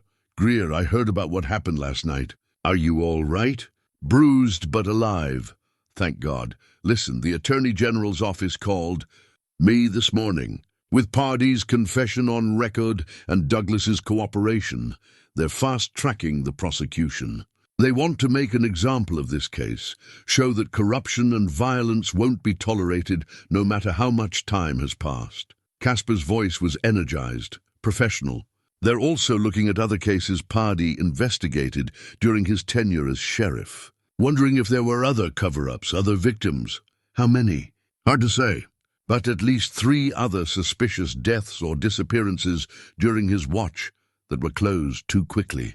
They're reopening all of it. Greer felt sick. How many families had lived with unanswered questions because Pardee had been corrupt? How many people had never gotten justice? There's something else, Casper continued. The media is all over this story. Journalists from 3 states are asking for interviews. You and Nathan are being called heroes. People want to hear your story. I'm not a hero. I just wanted to know what happened to my sister, and that's exactly why people want to hear from you. You represent everyone who's ever lost someone and never gotten answers. You're giving people hope that truth can still come out, even after decades. Greer didn't want to be a symbol. She didn't want reporters in her face asking her how it felt to nearly be murdered. She just wanted her sister back. Wanted to bury her properly, say goodbye, find some kind of peace. I'll think about it, she told Casper. Right now, I need to focus on getting through the next few days. Of course. But when you're ready, I can help coordinate the media relations. Make sure the story is told properly. He paused. Your sister deserves to be remembered as more than just a victim. And Kyle deserves recognition for trying to do the right thing. This is a chance to honor them. He was right and she knew it. But it was all too much, too fast. She needed time to process, to grieve, to simply exist without immediate danger or urgent decisions. After she hung up, Nathan said, "He's right, you know, about talking to the media.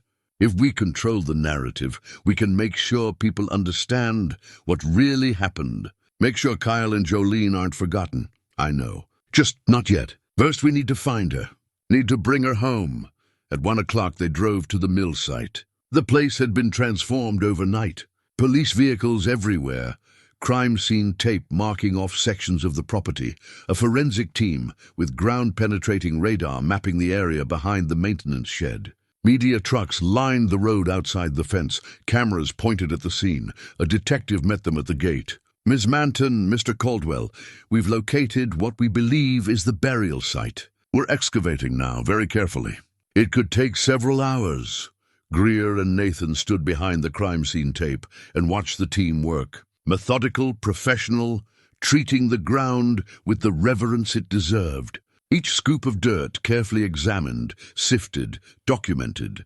Rennie Walsh showed up around 2, bringing sandwiches and coffee that Greer couldn't eat but appreciated anyway. Vay Trudeau came an hour later, standing quietly beside Greer, offering silent support. Hattie Drummond arrived at 4, walking slowly with her cane, saying she'd known Jolene and wanted to be there when she was found. A small community gathering. People who'd stayed silent for 30 years out of fear or uncertainty, now bearing witness to the truth finally emerging.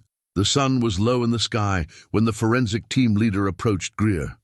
His expression was gentle. "Ms. Manton, we've found human remains. Based on the location and the personal effects found with the body, we believe this is your sister." Greer's legs went weak. Nathan caught her arm, steadied her. "Can I see?" "Not yet. We need to fully excavate and document everything. But I wanted you to know. She's been found. And we're going to treat her with all the dignity and respect she deserves, Jolene. After 30 years of wondering, searching, hoping against hope for a different outcome. Her sister was here, had been here all along, just miles from where Greer had been living, while she waited in silence to be discovered. Greer let Nathan guide her to a bench near one of the buildings. The sun set behind the mountains, painting the sky in shades of orange and purple, the same colors as the photograph from the anniversary party. Kyle and Jolene, smiling and young and alive, unaware of what was coming. They deserved better, Greer said. Yeah, they did. Nathan sat beside her. But because of them, because of what they tried to do, people are going to be held accountable. The forest they wanted to protect is going to be protected now. Their deaths meant something, small comfort. Better than no comfort at all. The forensic team worked into the evening, using portable lights when darkness fell. Greer stayed the whole time, watching, witnessing, refusing to leave until they'd fully recovered Jolene's remains. Around midnight, they finally finished. The team leader came over one more time. We'll transport her to the state medical examiner for formal identification and autopsy. But I want you to know she wasn't forgotten. You made sure of that. You brought her home. Greer nodded, unable to speak past the lump in her throat. Nathan drove her back to his place, both of them silent, exhausted, grieving. In the guest room, Greer finally let herself cry.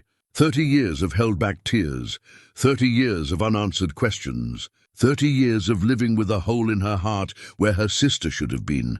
Tip climbed onto the bed and pressed against her, offering wordless comfort. And somewhere beyond the window, in the darkness of the mountains, the river ran on, cold and constant, having given up its secrets at last. The identification was confirmed 3 days later. Dental records matched. Personal effects matched. The medical examiner's report confirmed cause of death, gunshot wound to the chest. Single shot, close range. Death would have been relatively quick. Small mercy in a situation full of horror. Greer sat in the medical examiner's office and listened to the findings. Nathan beside her, both of them processing the clinical details of how Jolene had died. The examiner was kind, professional, gave them time to absorb the information. Asked if they had questions. Greer had 1,000 questions, but none that could be answered in a room like this. The prosecutor's office called that afternoon. They wanted to meet, wanted to walk through the timeline for the trial. Pardee had been formally charged with 2 counts of first-degree murder, plus conspiracy, corruption, evidence tampering, and attempted murder for what he'd done to Greer at the river. He'd pleaded not guilty, which meant a trial. Meant Greer and Nathan would have to testify, relive everything in front of a courtroom full of strangers. Douglas Brennan had taken a plea deal. 20 years for corruption, bribery, and accessory after the fact to murder. With credit for time served and good behavior, he'd likely be out in 12. He'd be 90 years old. The rest of his life would be spent as a convicted felon, his legacy destroyed, his family name synonymous with corruption and cover-up. Nathan struggled with that. Struggled with the idea that his father would die in prison, that their last conversation had been full of accusations and pain. But he also understood that consequences had to mean something, that justice required accountability, even when it hurt. The media attention was overwhelming. News trucks camped outside Nathan's property, reporters calling Greer's phone constantly, requests for interviews, for exclusive stories, for the real account of what happened. Thomas Casper helped them navigate it, set up one press conference where they could tell the story on their terms, then politely declined everything else. The press conference was scheduled for a week after Jolene's remains were identified. It was held at the State Attorney General's office, with prosecutors standing behind Greer and Nathan at the podium. Cameras everywhere, flashbulbs popping, reporters shouting questions. Greer stepped up to the microphone, her prepared statement in her shaking hands. She looked out at the crowd and saw faces she didn't know, representing newspapers and television stations from across the region, all of them wanting pieces of her grief, her story, her pain. 30 years ago, my sister Greer Manton disappeared, she began, her voice steady despite her nerves. She was 25 years old. She worked at the local diner, loved to read, wanted to travel and see the world. She was kind and brave, and she didn't deserve what happened to her.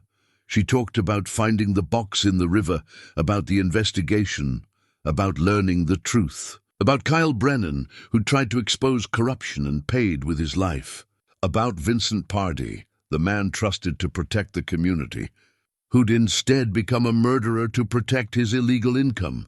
"This isn't just about my sister," Greer said, looking directly into the cameras.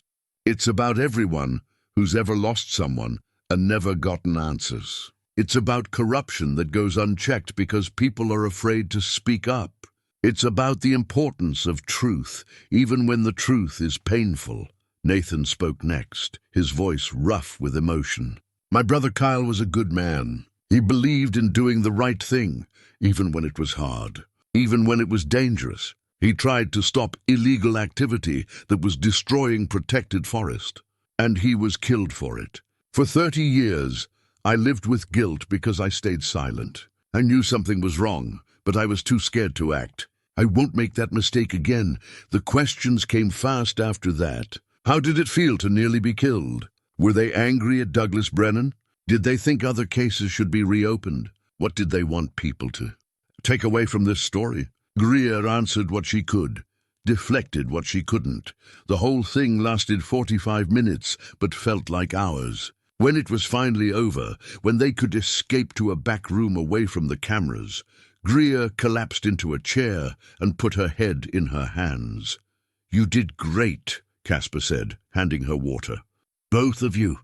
The story is going to resonate. It's already trending nationally. I don't want to be a trending topic. I want my sister back. I know, but you've given voice to so many people who've experienced similar losses. That matters. Maybe it did.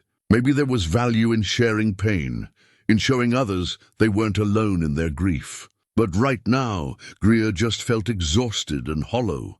The week before the trial, Greer returned to her cabin. Nathan had helped her repair the windows, clean up the damage. The place felt different now, violated somehow. But it was still her home, still the refuge she'd built for herself in the aftermath of losing everything else. She sat on her porch with Tip beside her, watching the sun set over the mountains. The river ran below, the same river that had given up the box that started everything. She thought about cause and effect, about how one moment can change everything. If Tip hadn't barked that morning, if she'd ignored him and stayed inside, if the box had stayed buried in the river bottom for another decade or century, would the truth ever have come out?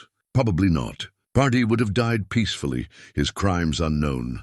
Douglas would have lived out his days with his guilt. And Jolene would have remained missing, a cold case that nobody thought about anymore except for one sister who couldn't let go. But Tip had barked, and Greer had followed him to the river, and everything had changed. Her phone buzzed.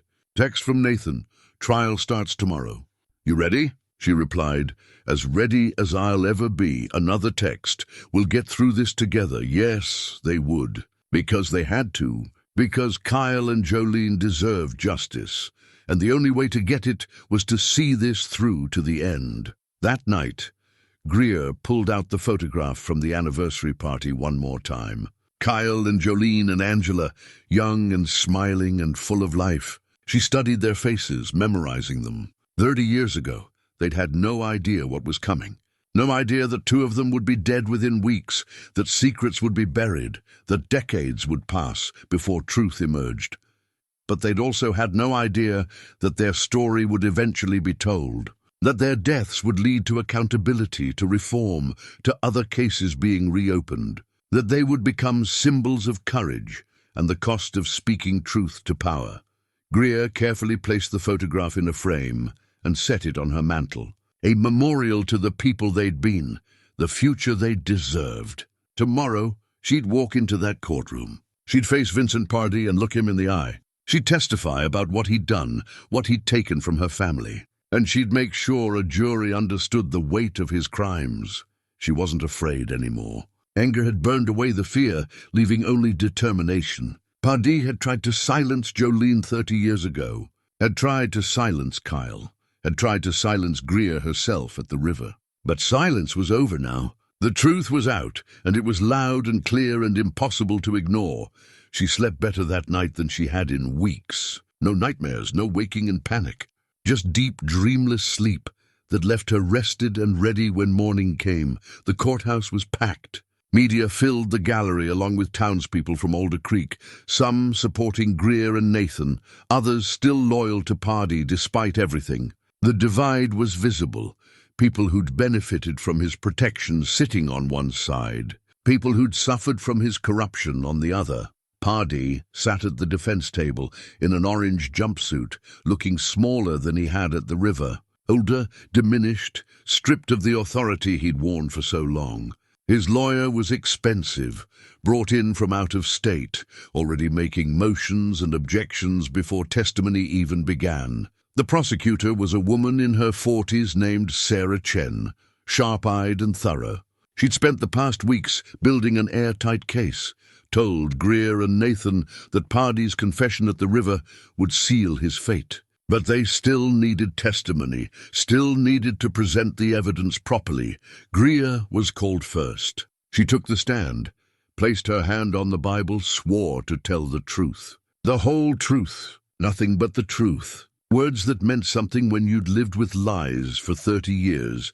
Chen walked her through, finding the box, the investigation, each piece of evidence. The photograph, the note, the locket, the compass. Kyle's recordings, Douglas's photographs from the security cameras, the confrontation at the cabin, Pardee's confession at the river. Every detail documented, every claim supported by physical evidence. The defense attorney tried to shake her on cross-examination, suggested she'd been obsessed with her sister's disappearance, that she'd seen connections that weren't there, that she'd manufactured a conspiracy theory to explain a tragedy. But Greer stayed calm, stuck to the facts, let the evidence speak for itself.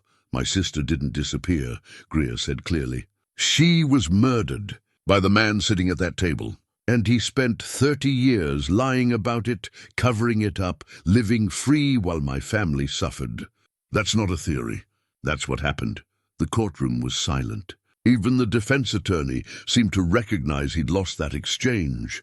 Nathan testified next, his voice strong despite the emotion underneath. He talked about Kyle, about finding the second box, about the evidence his brother had carefully preserved, about 3 years of knowing the truth but being too afraid to act, about finally finding the courage to come forward. My brother died trying to do the right thing, Nathan said. I owe it to him to finish what he started. No matter how hard it is, the trial lasted 3 days. Witness after witness, each one adding another piece to the story. The medical examiner explaining Jolene's cause of death. The forensic team describing the burial site. Douglas Brennan, brought from prison to testify about what he'd witnessed and hidden.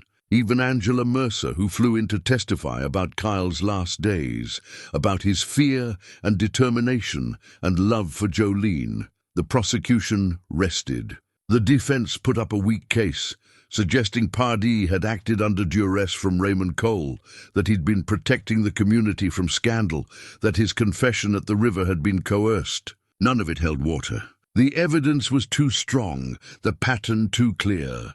Closing arguments came on the 4th day. Chen stood before the jury and laid out the timeline with devastating clarity. Vincent Pardee murdered 2 young people to protect his illegal income. He buried their bodies and buried the truth. He let their families suffer for 30 years. And when he was finally confronted with evidence of his crimes, he tried to murder again. This is not a man who made a mistake. This is a man who chose corruption and violence again and again for 3 decades. The question before you isn't whether he's guilty. The evidence makes that clear. The question is whether we as a society will hold him accountable. Whether we'll say that no one, not even a former sheriff, is above the law. The defense argued for mercy, for understanding the pressures Pardee had been under, for recognition of his years of service. But it sounded hollow after everything they'd heard. The jury deliberated for 6 hours. Greer and Nathan waited in a conference room, unable to eat, barely able to speak. Tip wasn't allowed in the courthouse, so Greer missed his comforting presence. She held the compass instead, Kyle's gift to Jolene, a tangible reminder of what they were fighting for. When the bailiff called them back to the courtroom, Greer's heart was pounding so hard she thought everyone could hear it.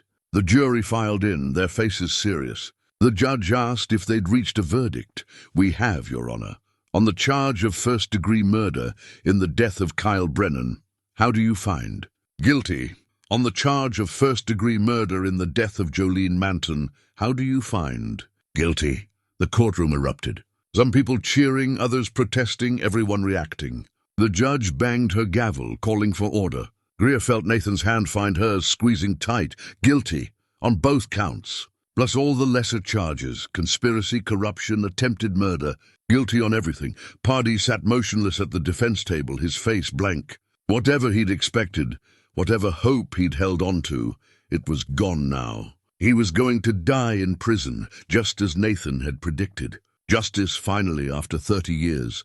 Sentencing came a week later. Life without parole on each murder charge, to be served consecutively, plus additional years for the other charges.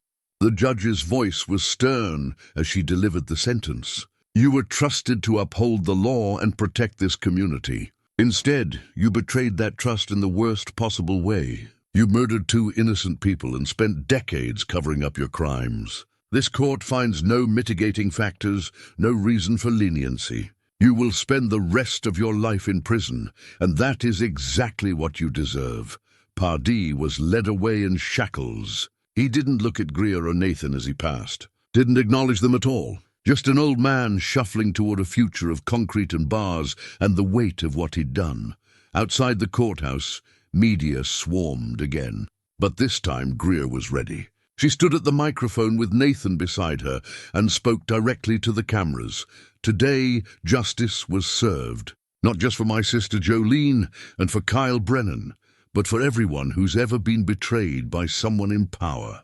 We were told to stay silent, to let the past rest, to accept that some questions don't have answers. We refused, and because we refused, the truth came out. I hope our story gives courage to others who are still seeking answers, still fighting for justice. Don't give up. Don't let people tell you to move on. Keep asking questions. Keep demanding truth. It matters. The questions came again, but Greer and Nathan had said what they needed to say.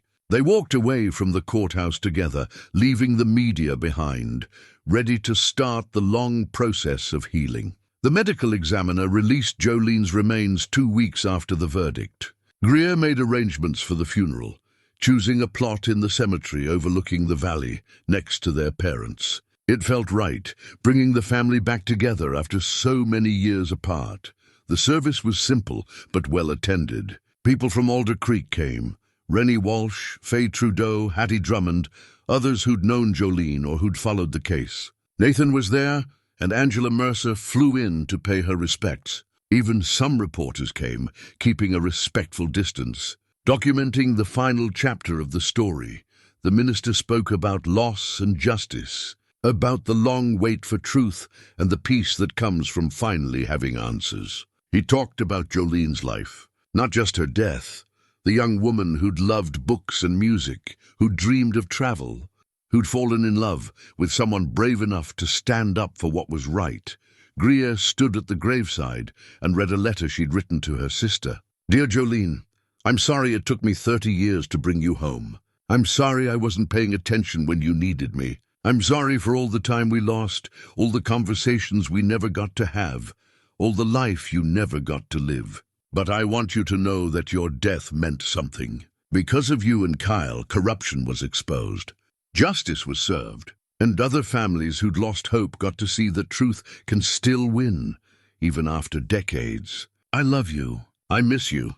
And I promise I'll never stop telling your story."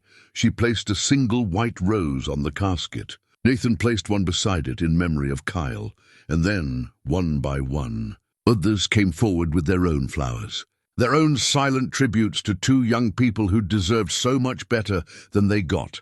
After the service, there was a small gathering at the diner. Faye had closed it to the public, set up tables with food and coffee, created a space for people to share memories and find comfort in community. Greer moved through the room, accepting condolences, hearing stories about Jolene she'd never known. A customer who remembered her bright smile. A co-worker who recalled her kindness. Small moments that added up to a life, however brief. Angela approached her near the end, her eyes red from crying. "I'm glad she's finally at peace. And I'm glad you got justice for her. Thank you for testifying." "I know that was hard. It was necessary," Angela hesitated. "I've spent 30 years feeling guilty that I fought with Kyle before he died, that our last conversation was full of anger. But being part of this process, helping to expose the truth, it's given me a kind of closure I didn't know I needed." "Me too." They stood together in companionable silence. Two women bound by shared loss and the strange path that had brought them to this moment. Then Angela had to leave to catch her flight, and Greer was left with Nathan and the handful of people who'd become her unlikely support system through all of this. As the gathering wound down, Rennie pulled Greer aside. "There's something I need to tell you. Something I should have said 30 years ago. What is it?" "The night Jolene disappeared, I saw her, driving past the shop around 11 o'clock, heading toward the mill road.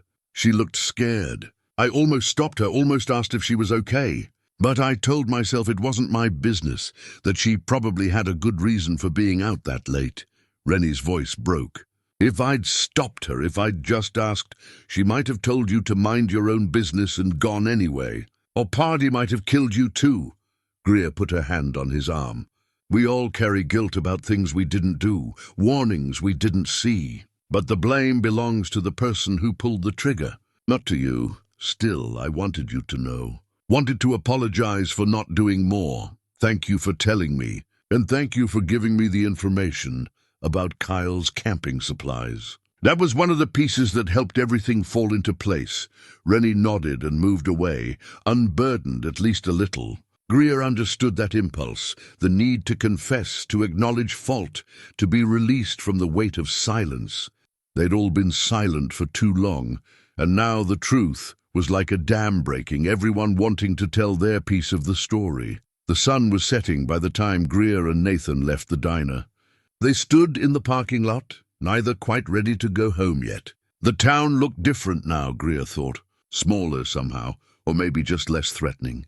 The secrets had been exposed, the monsters named and imprisoned. Alder Creek was just a town again, not a place of sinister mysteries and buried truths. "What are you going to do now?" Nathan asked. "I don't know.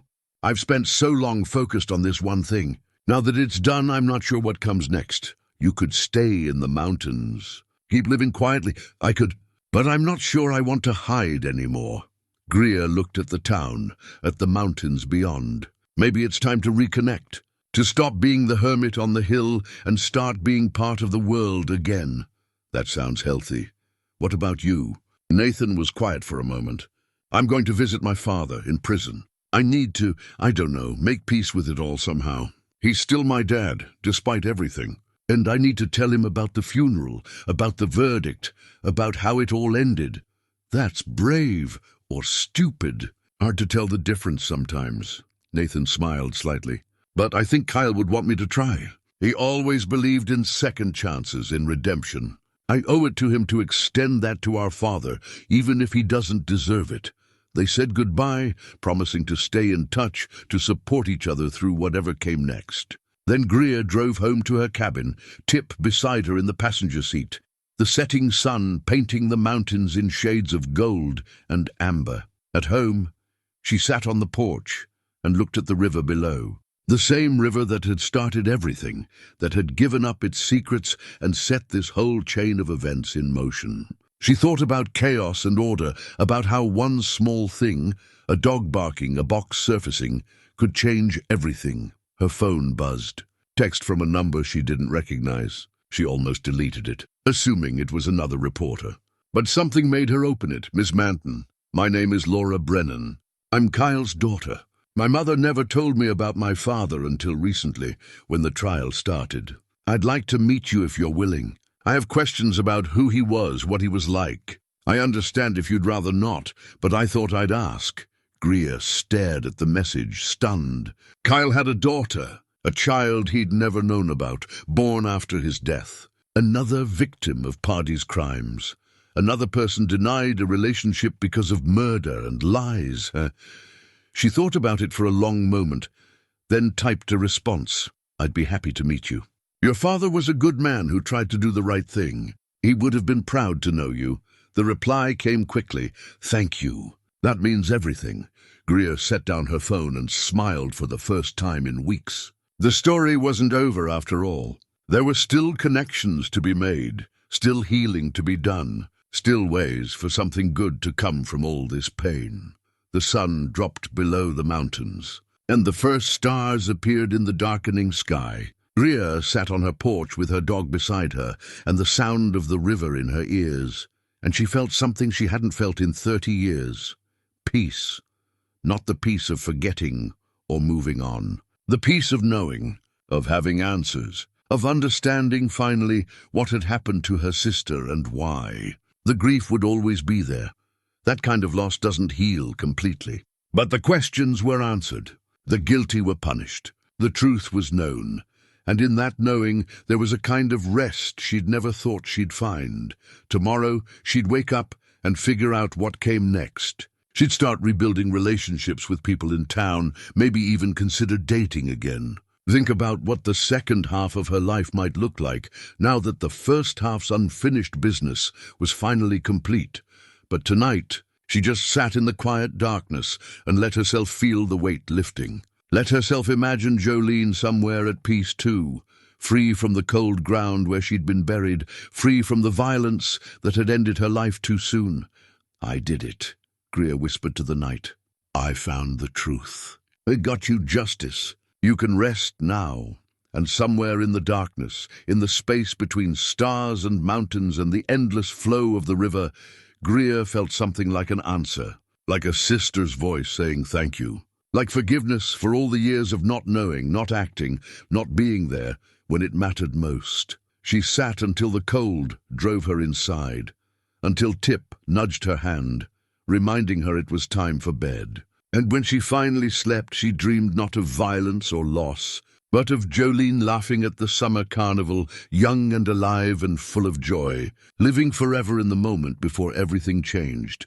3 months passed. Winter settled over the mountains, bringing snow that blanketed the pines and froze the river's edges into crystalline patterns. Greer spent those months in a kind of quiet rebuilding, not of structures, but of herself. She met Laura Brennan in December, at a coffee shop halfway between their homes.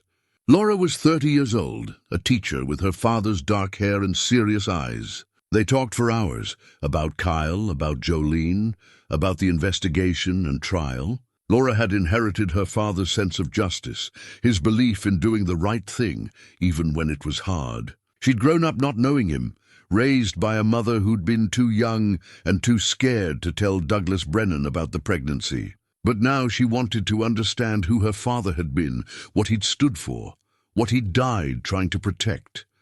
Greer shared everything she knew, everything Nathan had told her. She showed Laura the photograph from the anniversary party, the one where Kyle looked so happy and alive. Laura cried when she saw it, tracing her father's face with her finger, memorizing features she'd never seen before.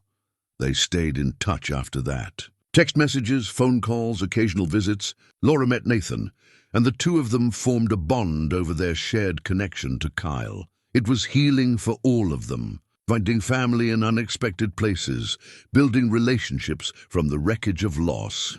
Nathan visited Douglas in prison twice. The conversations were difficult, full of unspoken pain and tentative forgiveness. Douglas was diminished by incarceration, his health failing, his pride stripped away. But he was also honest in a way he'd never been before. He talked about his mistakes, his cowardice, the choices that had cost him everything. Nathan didn't absolve him, but he listened. And in listening, he found a way to let go of some of the anger he'd carried for so long. In January, Greer did something she hadn't done in a decade. She went to town not because she needed supplies, but because she wanted company. She had coffee with Hattie at the library, lunch with Faye at the diner, an afternoon browsing books at the small shop Rennie's daughter had opened. People greeted her warmly. no longer seeing her as the tragic hermit or the obsessed sister, but as someone who'd fought for truth and won. The Attorney General's office kept her updated on the other cases they were reviewing. 3 more suspicious deaths from Pardey's tenure as sheriff were being reinvestigated. 2 had been ruled accidents at the time, 1 a suicide. All 3 families had doubted the official findings, but had been dismissed. Now, with Pardey's corruption exposed, investigators were taking another look. It would take time, maybe years, but the possibility of more answers, more justice, kept Greer engaged with the process. She also started writing, not for publication, just for herself. A memoir of sorts, documenting the journey from finding the box to the trial's conclusion. She wrote about Jolene, preserving memories before they faded further. She wrote about her own transformation, from a woman hiding in the mountains to someone who'd found the courage to demand truth. The writing helped her process everything that had happened, helped her find meaning in the pain. In February, on what would have been Jolene's 56th birthday, Greer visited the cemetery. She brought fresh flowers and stood in the snow looking at the headstone. Jolene Manton, 1970-1995, beloved daughter and sister. Her truth lives on. Nathan had suggested that last line, and Greer had agreed. Because it was Jolene's truth. Her relationship with Kyle, their shared determination to expose corruption, their refusal to stay silent, that had ultimately led to justice. Their story had inspired others to come forward, to reopen old questions, to refuse to accept convenient lies. "Happy birthday, Joe," Greer said quietly. "I wish you were here. Wish we could celebrate together, grow old together, be the sisters we were supposed to be. But since we can't, I'm going to live enough for both of us. I'm going to stay connected, stay engaged, make sure your story keeps meaning something." The wind whispered through the pines, and snow drifted down in lazy spirals. Greer stood there until her feet were numb from cold, then walked back to her truck, where Tip waited patiently. By March, the snow was beginning to melt. Spring was coming, bringing with it the promise of renewal. Greer woke one morning to the sound of the river running high, with snowmelt, loud and powerful and alive. She made coffee and stood at her window watching the water rush past, remembering the grey October morning when Tip had found the box. So much had changed since then. She'd changed. No longer the isolated woman living in self-imposed exile. She had friends now, connections, a support system. She had purpose beyond just surviving. She was part of a community again, contributing to something larger than her own grief.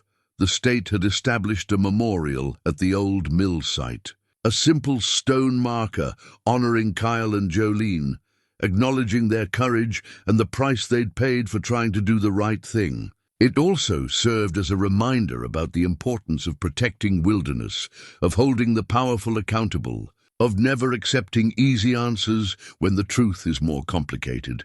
Greer visited the memorial on the anniversary of finding the box. She brought flowers and stood in the spring sunshine, looking at the names carved in stone. Kyle Brennan and Jolene Manton. 2 people who deserved long lives, whose futures had been stolen by greed and violence. But their deaths hadn't been meaningless. Their story had changed things, opened eyes, inspired action. Nathan joined her there, bringing his own flowers. They stood together in silence, remembering. Then Nathan spoke. "Laura wants to organize a scholarship, in Kyle's name, for students studying environmental science or forestry. She's been working with the community college, and they're interested. That's wonderful." Jolene would have loved that. She always believed in education, in giving people opportunities. We could do something similar for her. A scholarship for young women pursuing careers in environmental law or advocacy. Make sure their names are attached to something positive, something that helps future generations. Greer felt tears prick her eyes. "Yes, let's do that. Let's make sure they're remembered, not just for how they died, but for what they believed in." They worked on the scholarship foundation through the spring, set up the legal structure, established the funding, created selection criteria. The first scholarships would be awarded in the fall, one in Kyle's name, one in Jolene's. 2 students each year chosen for their commitment to environmental protection and social justice. Small acts of remembrance that would ripple forward, creating new stories, new possibilities. In April, Greer got a call from Thomas Casper. "I wanted you to know, the Forest Service has officially reopened its investigation into illegal logging in the protected zone. They're conducting a full audit, looking at all permits issued during that period. Your sister's case has triggered the most comprehensive review of Forest Service practices in this region in decades. Will it make a difference?" "Already has. New protocols, new oversight, whistleblower protections. It won't bring back the trees that were cut or the people who were killed, but it will make it harder for it to happen again." Casper paused. "You and Nathan did something remarkable, Greer. You took personal tragedy and turned it into systemic change. That's the definition of making something matter." After they hung up, Greer sat with that thought. Systemic change. It seemed too grand, too abstract for what she'd done. She'd just been looking for her sister, trying to understand what happened. But maybe that was how change always happened. One person refusing to accept injustice. Refusing to stay silent, refusing to let the powerful write the final version of events.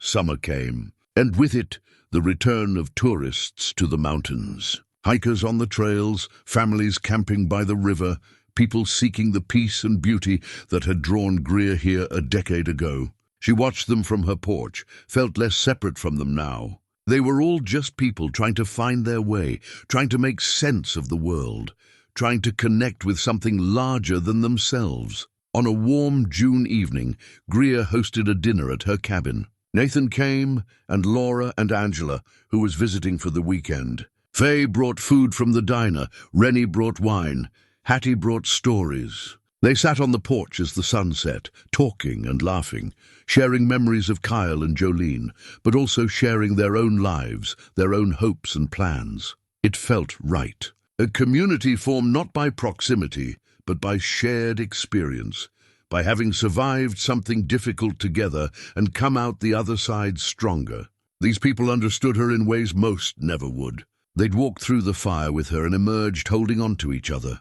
As the evening wound down and guests began to leave, Nathan lingered. "You seem happy," he said. "I am. Not in spite of everything that happened, but maybe because of it.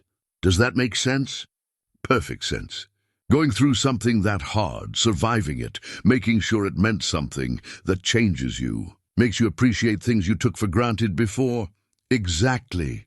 Greer looked at the mountains, dark shapes against the twilight sky. "I spent 10 years hiding up here, convinced that isolation was safety. But isolation is just another kind of prison. Connection is what makes life worth living, community purpose, knowing that your life touches other lives and matters." Nathan smiled. "Kyle would have liked you." He was always saying things like that, always pushing me to be more engaged, more involved. I used to think he was naive. Now I think he was right.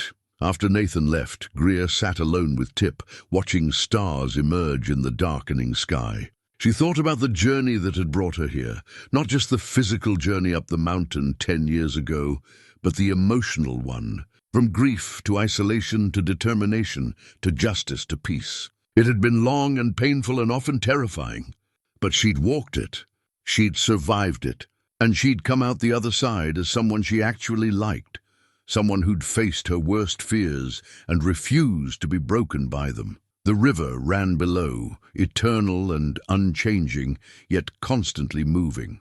A paradox, like grief itself, always there but always flowing forward, carrying pieces of the past into the future. The river had given up its secrets, and those secrets had changed everything. But the river itself kept flowing, indifferent to human drama, following its ancient path from the high mountains to the distant sea. Greer went inside and looked at the photograph on her mantel. Kyle and Jolene, forever young, forever frozen in that moment of happiness before tragedy struck. She touched the frame gently. "Thank you," she whispered, "for being brave, for trying, for showing me that truth matters, even when it's dangerous, even when it costs everything. You gave me a purpose when I'd lost mine. You gave me courage when I'd forgotten I had any." And you gave me back my life just by refusing to let yours be forgotten. She turned off the lights and went to bed, Tip curled at her feet, the cabin quiet and safe around her. Tomorrow she'd wake up and figure out what came next. Maybe she'd write more, or volunteer at the library, or help Faye at the diner. Maybe she'd hike the trails she'd been avoiding, or finally take that trip to the coast she'd been dreaming about. The future was open now, full of possibilities she'd stopped letting herself imagine, but tonight she slept peacefully. No nightmares, no guilt, no unanswered questions gnawing at her peace. Just the deep, dreamless sleep of someone who'd carried a heavy burden for a very long time, and finally been allowed to set it down. Outside, the river ran through the darkness, and high above, stars wheeled across the infinite sky. And somewhere in the space between earth and heaven, two souls rested at last, their story told, their truth known, their legacy secure in the hearts of those who'd loved them and fought for them and refused to let them be forgotten. The end.